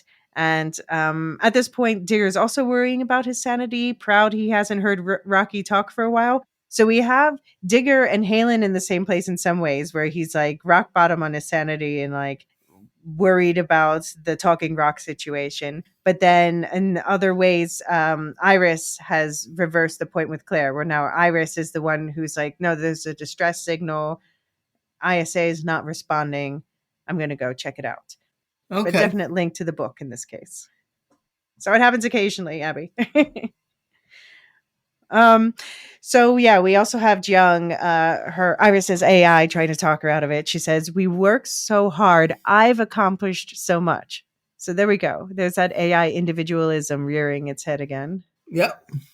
And she reminds Iris that she's risking a promotion, but Iris goes and she lands, and it's Beacon 23 is like really looking like a haunted house surrounded by this red storm of gases and flashing lights. Full on horror vibes. It's just Iris and a flashlight on the strange broken down beacon, and then a man with an axe arrives, and they get their meet cute. They've got weapons pointed at each other until they bond over a mutual dislike of Alif's behavior. Also, that scene made me think of like the way the way it's shot. It's like somebody's seen Alien, somebody's seen Prometheus, somebody's seen Alien, somebody's seen Prometheus. Yeah. Yeah, it's true. It's definitely alien vibes. So it's a very different kind of meet cute when Digger and Claire meet in the book. So just read a quick excerpt about that. So Digger's headed over to the other beacon, and it's looking a bit deserted, and so he's climbing up through the beacon, and it says, "Another bang, nearer now." This one startles me because even through the suit, I can feel that the bang is inside the beacon, not against the hull. That's when I notice the duffel bag in the galley. Personal effects. Through the porthole, I can see the dash, dash, dash of an open mouth O as the light outside continues to flash an alarm. I grab the next ladder and climb up into the command module. I'm not alone. 2 legs jut out from under the command dish, sheathed in a white NASA sweatpants. 2 bare feet, 10 toes splayed upward, unmoving, like a body pulled halfway out of a morgue drawer. The upper half of the person is concealed. I think of what it would be like to die like this, asphyxiating, choking on empty, burning lungs. I've thought about that a lot. I approach the body. This one's not your fault, I tell myself. I couldn't have gotten here any quicker. I need to pull the body out to inspect it and determine the cause of death. Reaching down, I grab one of the ankles, and the body spasms, kicks. There's a shout and a bang, more kicking at me, legs scrambling like they're riding a bicycle, and then hands gripping the edge of the dash, a face appearing, loose strands of hair over wide eyes and an angry mouth. The muffled sound of someone shouting at me, "What the fuck?" We stare at each other. It's a woman. Her lips are moving. She has no helmet on, which makes mine feel silly. I reach to open the visor, and there's only a slight twinge of fear that maybe she's an apparition, and maybe I'm not in a beacon at all, but out in the cold vacuum of space, and I kind of hope that this is true. But I breathe Atmo when I pop the visor, and I hear the end of her last sentence. "The hell do you come from?" She waits for an answer. This is an easy one. I got this one. Beacon 23, I say. So, yeah, so it's interesting that it's kind of an ominous meeting in both ways. I feel like there's inspiration taken, but it's who's scaring who in what ways kind of reversed around a little bit. Yeah. We find out that in the book, she is there to set up this new beacon, and she's just, the lights have started to go off because she's just trying to get the wiring right, and it's glitching. Okay. So it's much more chill, and I have to say that actually starts a happy prelude section of the book, which I'm thinking we might not get in this show. Okay. Yeah. Yeah, it's cute though to see Iris stomping around, commanding that she's in charge of this beacon, with Halen completely ignoring her because he's busy trying to save Harmony, it turns out. But shouldn't he be excited someone else showed up, don't you think? Yeah, I would have thought he'd be more excited. He's just sort of typical gruff Halen, really. And like, he's made a like, I know Bart isn't there anymore, and the beacon is designed to operate with artificial intelligence. But he's made a real mess of the beacon. Yeah, it's a horror show, really. Yeah. Yeah. Well, Iris gets quickly caught up. The suicidal AI turns out it's not impossible. Halen's an imposter, knows jack shit about beacon keeping. The whole Harmony being locked in a drone situation. And the last part she can help with, Iris helps him transplant Harmony into the mainframe. So I guess Harmony's the beacon now, like Bart was before. Yeah, I guess. But yeah, she's still dealing with trauma, and she and Halen get to be trauma buddies now. And like, did you notice as well when she like pops out in physical form, she's wearing a completely different outfit as well. It's like this it's like this olive green drab onesie type thing. Yeah, I guess she's out of her QTA uniform or something. Yeah. And apparently they have to keep the lights out so that she can have all the juice possible. But I have to think, is that so the production design can keep it creepy or romantic? Yeah, I think that a little from column A, a little from column B. Yeah. And so Iris helps Halen get the beacon up and running as much as possible. And she's like completely stupefied with how little Halen knows about the beacon keeping. But he's like a decent engineer in general. So she knows he's not dumb. And he burdens her with his illegal name sharing, which is shocking to her. He says, I can see you're all about this whole beacon keeper life. Yeah, just a little bit. Yeah. And yeah, she's selling it. She's, being a soldier is a job. Being a beacon keeper is a calling. And I answered it humbly. Well, she adds there at the end. You, Iris. Yeah. Humbly, very humbly. So they get into talking some more shit on Aleph, which is fun. And Iris says it's an open secret that he killed his maker. But it was Bart. It was the murder bot we love who killed him. Yeah. I have to ask. Yeah, and then also people think that he disappeared his daughter, but I don't think that's true either. I mean, it seems like Milan Aleph, when he was human, he seemed genuinely distraught about losing her. What do you think? Yeah, no, I think the implication is that Aleph, the AI, killed her. I mean, we know that that's not. But she died before. Yeah, we know that that's not what happened. But I think like in the history in universe, this all got like muddled up. Right. No, but that's the reputation that Aleph has. Even though, so he's obviously done bad things, but he's also being blamed for things that he didn't do. Yeah, and she says he's the most powerful AI in the universe. Why does he choose to dress like a farmer from Parsnip 8? Love that an agricultural colony is called Parsnip. Like, okay, bit on the nose. And B, I've never seen any farmer ever dressed like Aleph does. I don't know where that's coming from. Yeah, no, more like a tech bro farmer who's like quote unquote farming because they pay someone else to do it. Okay, question. Jail, kill, release. Bart, Harmony, Jang. Well, I've got to release Bart. Like, I just fallen in love with Bart. Bless him. Jang is kind of annoying, so kill Jang. And you're gonna Harmony kind of is. I think Harmony kind of is in prison. So you're like just status quo. That's fine. Status quo. She's as imprisoned as Bart was, I guess. Yeah. All right. So yeah, I gotta kill Jang because I haven't seen any fun redeeming qualities yet. And yeah, I'm sorry, Bart's a little murder bot. Like, I've gotta free Harmony and imprison Bart. Oh. He can be an adorable little murder bot in, confinement. Fair enough. All right, so Iris is now ready to start the Beacon Keepers Union and take their power back and blow Halen's mind by using the oven and ask intimate questions about the nature of Halen's relationship with Aster, to which she gets no actual response. But isn't it cheeky of her to ask after not even giving her name? She baked the bread on the beacon then, because I thought she bought that bread with her from her beacon. I thought she'd packed that bread. Maybe she did. Maybe it was on her little ship or whatever. Okay.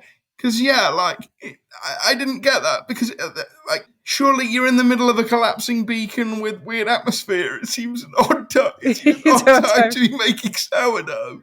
But that's the best way to Halen's Yeah. heart. But yeah, maybe she has a little, like, she probably has a little kitchen on her ship too. Because how long does a trip take between the beacons is my other question. Yeah.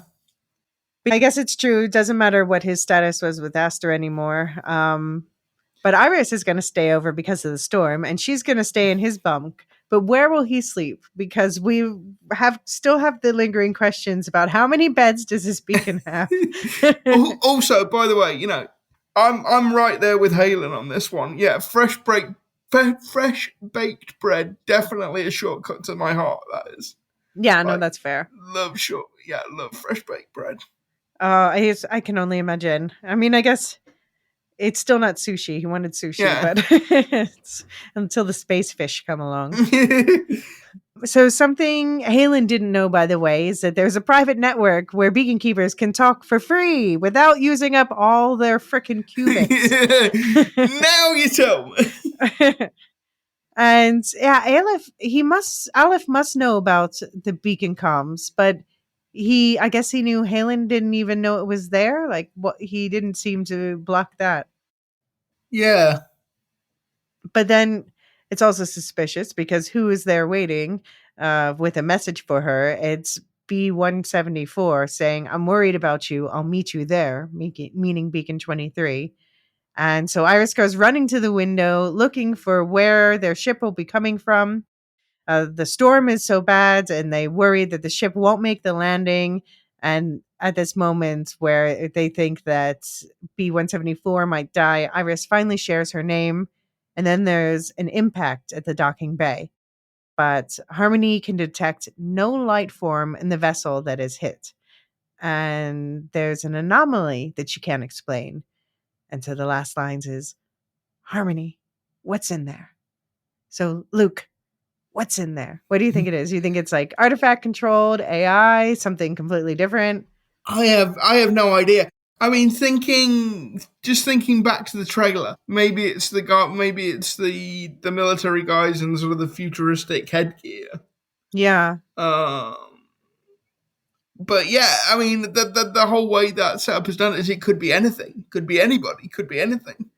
So I know what the cast list looks like on IMDb for next episode. If anyone does want to know, skip forward once.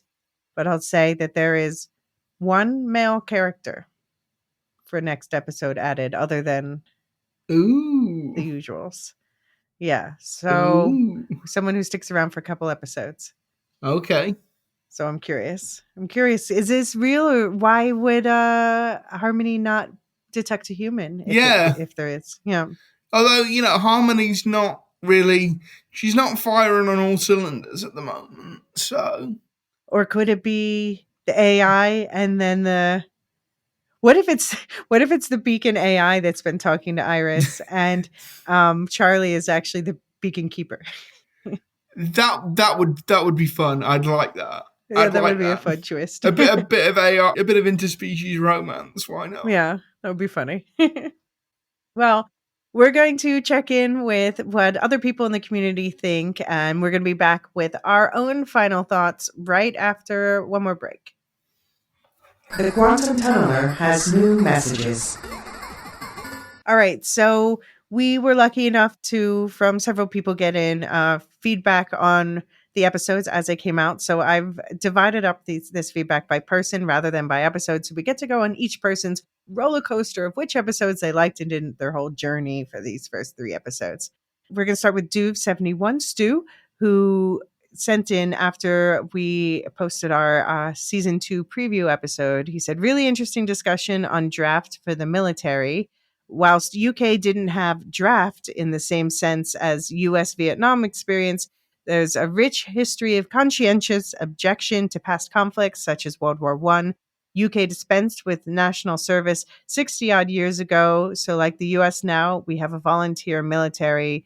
Love these digressions, very on brand, thumbs up. And as a Gulf War I vet, I will be looking out for Luke's book in the future." So yeah, remind everyone about your book. So it's going to be called From Revolution to War, Britain and Iraq, 1958 to 2003. There is a chapter on the First Gulf War, and if Stu or anybody else wants to DM me on Twitter once the book is out, I will happily send you the details, because the more people buy it, the better it is for me. So, yeah. After episodes 1 and 2, he said, "We finally got to watch the first 2 episodes of season 2. Yay!" Both Mrs. Duve and I agreed. Episode 1 really felt like a clearing of the decks a bit from the end of season 1. Halen went downhill pretty rapidly after his isolation on the beacon, and when we saw him reach for the axe in episode 2, smiley face. Speaking of episode 2, really enjoyed the shift in emphasis to Harmony, or Harm, so cute. Managed to clock fairly early in that she was trapped in the beacon's main computer, but that only added to the tension. Great design for the AI's quote unquote home office and gave it the right level of Twilight Zone weirdness without taking the viewer completely out of the core story elements. Really looking forward to seeing Harmlan in future episodes. And Aleph is a massive dick. Harmlan, I love I that. think we can all agree that Aleph is a massive dick. Yeah, thumbs up. So Abby said after episode 1, "It feels like this was an extra episode of season 1, not a new beginning or turning the page, but a wrap up, a proper send off for Aster. Wonder how the aliens will respond to it next. The 3 Jokers' whole plot seems pointless.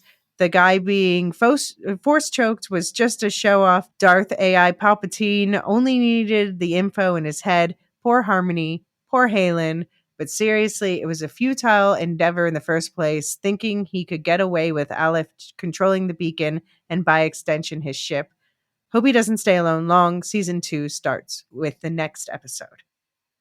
So, and then after episode 2, she said, "Second episode of Beacon S2 is so otherworldly weird. I have no idea what exactly is happening with Harmony and the AI TVA purgatory. It is like the TVA from Loki. It But is. but she is badass. Is this a solitary depressed Halen from the book? What is he trying to do? Bart's body functioning? More questions than answers, but continues to be intriguing." Yeah, agreed. Yeah. Episode 3, she said, "I loved how they introduced Iris. She is going to be a favorite. I love how Iris is just so competent. She came in like, you know nothing, Beacon 23. ISA versus QTA, interesting. What's happening? The messaging that was supposed to be so expensive and restricted isn't actually. Seems we and Halen still don't know much about how beacons function." So yeah, so there's two different messaging options. So there's this it seems like there's this beacon comms, which is only for beacons in the sector, it seems, because she at one point said she was pinging all the beacons in the sector to see, what they were doing about the Beacon 23 distress signal. Um, so I guess that they're able to, operate more the way we do WhatsApp or whatever. And then for longer distances across, different solar systems or galaxies, or I don't know how sectors are divided up, then they have the qubits, and they use rather than using words, they use the encoding, we saw them with the symbols where they're like, Yeah. distress, help, the pictogram sort of thing to minimize the amount of data they have to send over those long distances. Yeah. The end there is a cliffhanger, all right. What new anomaly will we meet next? I loved that we had a peek into the life on another beacon. I am okay with slower episodes. They need to set up stuff for later, right? And yeah, I don't know. Did you find any of these episodes slow? No, I wouldn't call any of them slow. No. I mean, for first episodes in kind of any series are always sort of moving pieces to sort of progress the story further on, but I wouldn't say it was slow. Yeah, no, I thought that these were all well paced for me. But I guess it might not be not saying that it's not what Abby likes, but obviously she likes it. But for some people, I can see they're complaining because this is more about philosophy than about action. Yeah, I think that's fair. So Satoichi said about Fiddle Faddle and Kier after episode 1, "I liked that we saw their differences between members of their group. because not all revolutionaries are the same. And I think that's an excellent point. Yeah. And after episode 2, they said, I really enjoyed, like many of the one offs, reminded me of a good Twilight Zone episode. Good call out. And I Yeah. also saw it as a metaphor for the corporate world, for sure. My anxiety was definitely kicked up a notch, but I kind of love that. Yeah, a lot of trauma responses. Like, no. Yeah, definitely. It's Sunday, work is tomorrow. So episode 3, I can see a lot going quote unquote wrong with 3 or 4 people trapped in a beacon environment for how long at any stretch. It seemed tough for Aster's parents. So this was in response to why is there only one person in a beacon? And they said the episode started a bit slow, but I really enjoyed the slow burn of the episode. So this is another person saying that episode 3 is on the slow side. And I guess, yeah, there was less to in the recap, but I kind of enjoyed that. Yeah. Sub-Zero said after episode 1, it almost felt like they dumbed down Kier's character in this episode.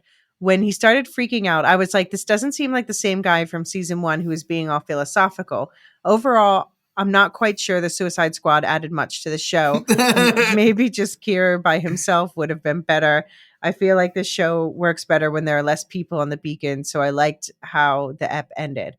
Yeah, I think there's some good points in there. I also agree that Kier's character, like I said, feels a little different, dumbed down, I guess is one way to put it. I wouldn't say dumbed down, because I just think like when he was in season 1, he had less to do. He was just having like a conversation with Bart for the first episode we see him in. So in like the last episode of season 1, first episode of season 2, there's just more going on. He has to be he can't really stop and monologue. He's got too much to do. Yeah, okay. Yeah, I mean, he just seems more unhinged and emotional, but I guess at that point, he'd been pushed past his point and realized that he'd crossed the line. Yeah. And I also think that there's a point that that the episodes that shine are the episodes with fewer people on the beacon for some reason. Because that's when maybe. I guess you get into the really meaty stuff. So Sub-Zero also said, I'm really hating Aleph in a good way. I think he's a pretty effective villain. He's infuriatingly logical with condescending swagger. It feels like there's nothing standing in his way except for whatever might come from the artifact. As it stands, things seem pretty hopeless for our protagonists. And after episode 2, they said, oh boy, episode 2 was a tough watch for me. I don't know that I needed an entire ep devoted to Harmony trying to break out of that mental trap. Halfway through, I wanted to fast forward so bad. I felt like a filler budget saver ep. I think there was some critical character growth for Harmony, but I just don't know if that needed to be the entire episode. There was literally no B-plot, unless you count Halen randomly smashing shit up. And I really miss the Halen Aster dynamic. They need to get her back on the show ASAP. I'm pot committed on the show now, so I'll power through though. But I can safely say I'll never watch that episode again. So, damn.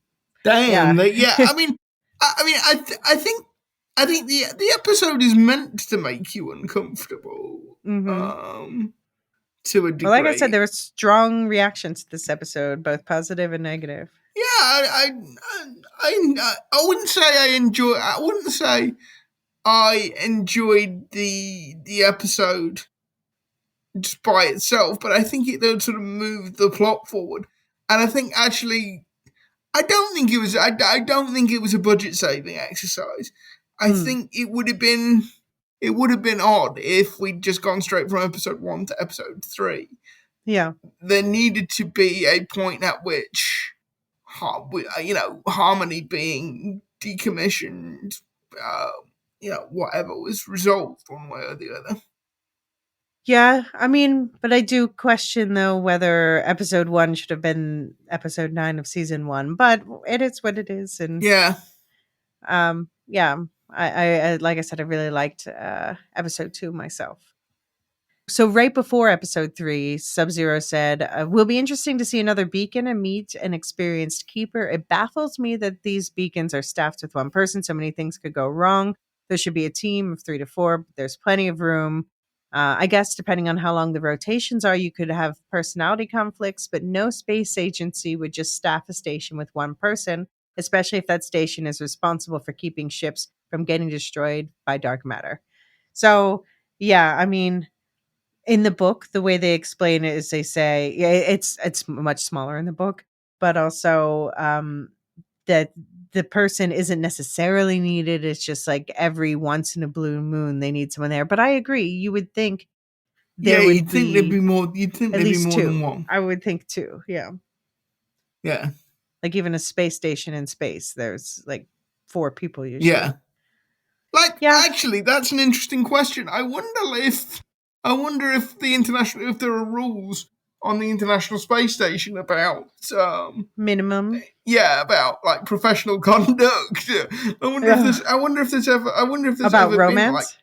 pardon? About romance, you mean? Yeah. I mean, I know I know there's been some drama for romance, and that would you would understand that would point to them saying, don't shit where you eat, Okay. so to speak. Like one astronaut's getting obsessed with another one and like driving across the country Oh, wearing really? wearing the diapers they wear in Oh, space to yes. I remember. yeah. I remember that now. Yeah. Um but I don't, I mean, I guess if you're in that sort of setting, it seems like such things might naturally happen and Yeah. it's You would. senseless to forbid it, but Yeah. yeah, Zero it gravity also could be knocking boots. messy because people Interesting. are messy. Okay, so Brian 8063 said after episode 1, I'm sad Astor is gone. It's a big move for a major star/character not to return. However, I like this AI story. Also, having these keeper episodes prepared me for a changeover in characters. Yeah. Yeah, I think they played it well with like having the variety of characters and, yeah, I wonder if it was also with Lena Headey, the whole doing the seasons back to back, if she's like, I can't stay and do another season. Yeah, I mean, Lena Headey's, I think she's an actor in fairly high demand. So if Yeah. you want her to do 2 seasons back to back, you're probably going to have to, you're going to have to pay top dollar for that. Yeah. And I'm not sure it's the kind of production that could afford to do that. Yeah. And I'm not getting my hopes up for anything, but I just want to point out that I noticed somebody credited in the finale by the name of Wade Bogart O'Brien, voice of Bart. Oh! So I don't know what that means. It could just be a flashback or whatever, but he's credited in the finale on IMDb, which again could mean I don't nothing. care. I just want to see our favorite little murder bot once more. Yeah. Oh. So after episode 2, Brian 8063 said, I appreciate the white collar setting. Look at you, solution oriented, laughing emoji. The Internal Affairs Committee is creepy. Thank heavens for manual typewriters. A pretty good episode, but not a favorite. Okay, so this is a more medium response. And after episode 3, I liked episode 3. I agree. It's good to see another beacon keeper, and I like her personality. By the book, the opposite of Halen. Harmony is back. Yes. It felt like a palate cleanser to our new adventure / cliffhanger. Yeah, we're setting up the next phase of Beacon Yeah. 23. So after episode 3, her royal bubbliness wrote in, I have to admit I'm enjoying season 2 a whole lot more than season 1. It comes with a different energy. Loved this episode with how they introduced Iris's character, showing what her everyday life is like, her beliefs. We get to know her. By taking back the power, though, what do they mean? And I don't trust the pen pal at all. Yeah, I mean, I guess Iris is like, let's get the QTA out of our beacon keeper business. I think that's, what do you think Iris meant by let's take back the power? Yeah, I think it's get the QTA out of our beacon keeper business, because beacon keeping isn't just a job; it's a calling. Right. And I think Iris is genuinely offended that somebody is breaking the rules here, and she has no respect for the QTA and certainly no respect for Aleph.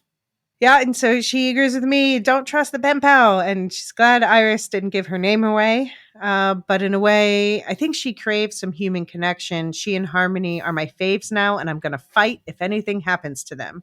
Yep. Agreed. Agreed. Protect Harmony and Iris at all costs. Halen can protect himself. He's got that axe. And finally, we just heard in from, I just saw Danny pop up while we were recording.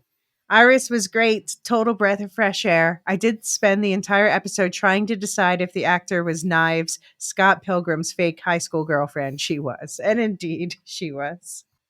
So thank you to everyone for sharing. If you want to get involved in the conversation, you'll find a link to Discord in the show notes, where we have a Beacon 23 channel, as well as channels for many other shows and books and movies and things to discuss.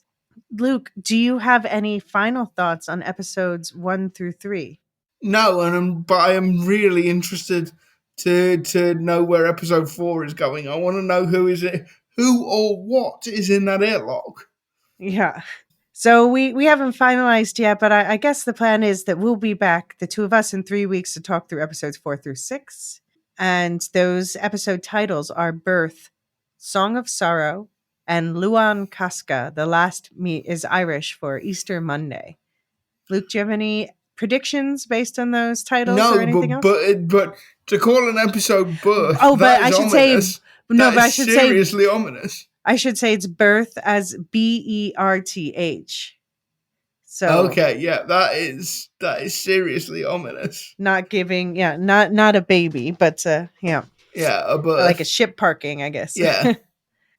Yeah, and I think we're going to be seeing some of the new groups we glimpsed in the trailer soon in this block of episodes.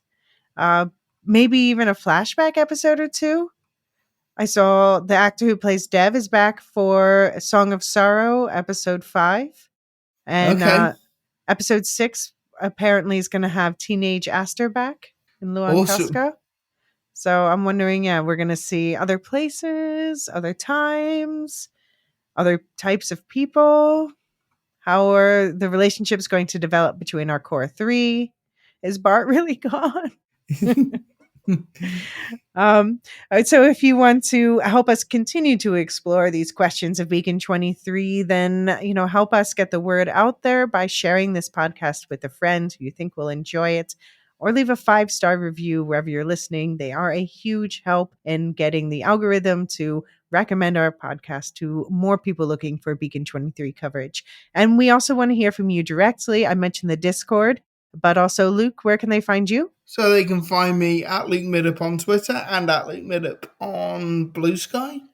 And you can find me at Elysia CB in the same places and other social media. And you can also email us at woolshiftdustpodcast@gmail.com. You'll find that link in the show notes as well. And also in the Wool Shift Dust book club, the How We Interview is out now, part 2, and the Silo book breakdown is coming before the end of the month. And I want to thank New Silos and Tam for joining the book club. Can't wait to see you at the next meeting. So this episode was produced by me, published by the Lorehounds. You'll also find on the Lorehounds feed itself our ongoing Shogun coverage. We just finished the finale, has just come out, so we'll be releasing that episode this week as well. You'll also find recent one-shots like Monkey Man, a film that I'm personally really passionate about. A Civil War one-shot was just released. Others, we've got the Silmarillion book coverage coming back, and lots of other things going on the Lorehounds feed. And also Properly Howard on another separate feed is back with another season of silly movie reviews. This season's theme is felonies and fugazis, so it's all about crime related things. Some movies that I've never heard of before, other classics like Point Break. We've also got Rings and Rituals with Marilyn R. Pecula and Dr. Sarah K. Brown. And they are Tolkien scholars who are breaking down the Rings of Power one episode at a time, talking about all of the rituals of the Tolkien world and also our real world. And it's basically for anyone who's interested in Tolkien in general. You don't have to be especially passionate about that show. You're still going to take away something new about this world that he's built. And we want to welcome new podcast, Radioactive Ramblings, a Fallout podcast to the Lorehounds Network. You will find their coverage of the recent Fallout season in their own feed. And I think they're going to be continuing with some other things as well now that the first season of Fallout is completed. Highly recommend Fallout, by the way. Did you watch it, Luke? No, it's on my ever-expanding list of things to watch. But yeah, I've heard very good things about it. And Luke, you also have a podcast to add to the list. So yeah, I do a podcast called It Could Be Said with two of my friends from university, Simon Alvey and Will Cooling. We talk about a mix of British politics, international politics, culture, and just whatever pops in our collective heads, basically. There is a new episode out today, actually, because we recorded on Sunday. So yeah, that's It Could Be Said, all one word. Excellent. And yeah, I'm going to have some news coming up soon about a new Star Wars canon timeline podcast that's starting in a couple weeks. But until then, any final words, Luke, about this batch of Beacon 23 episodes? Yeah, I want to go and make sourdough. I have a weird craving now. Yeah. Well, we'll be back in your ears soon with more Beacon 23 and Dune. And until then, we'll be questioning our AI about that non-human anomaly they detected at our front door.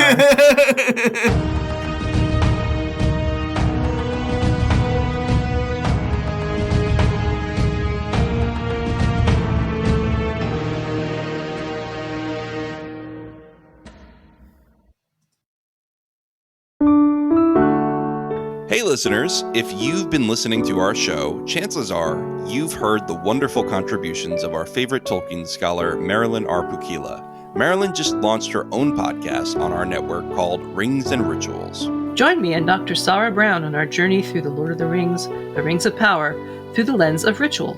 Episodes drop every other Wednesday on the Rings and Rituals feed, linked in the show notes. See you there.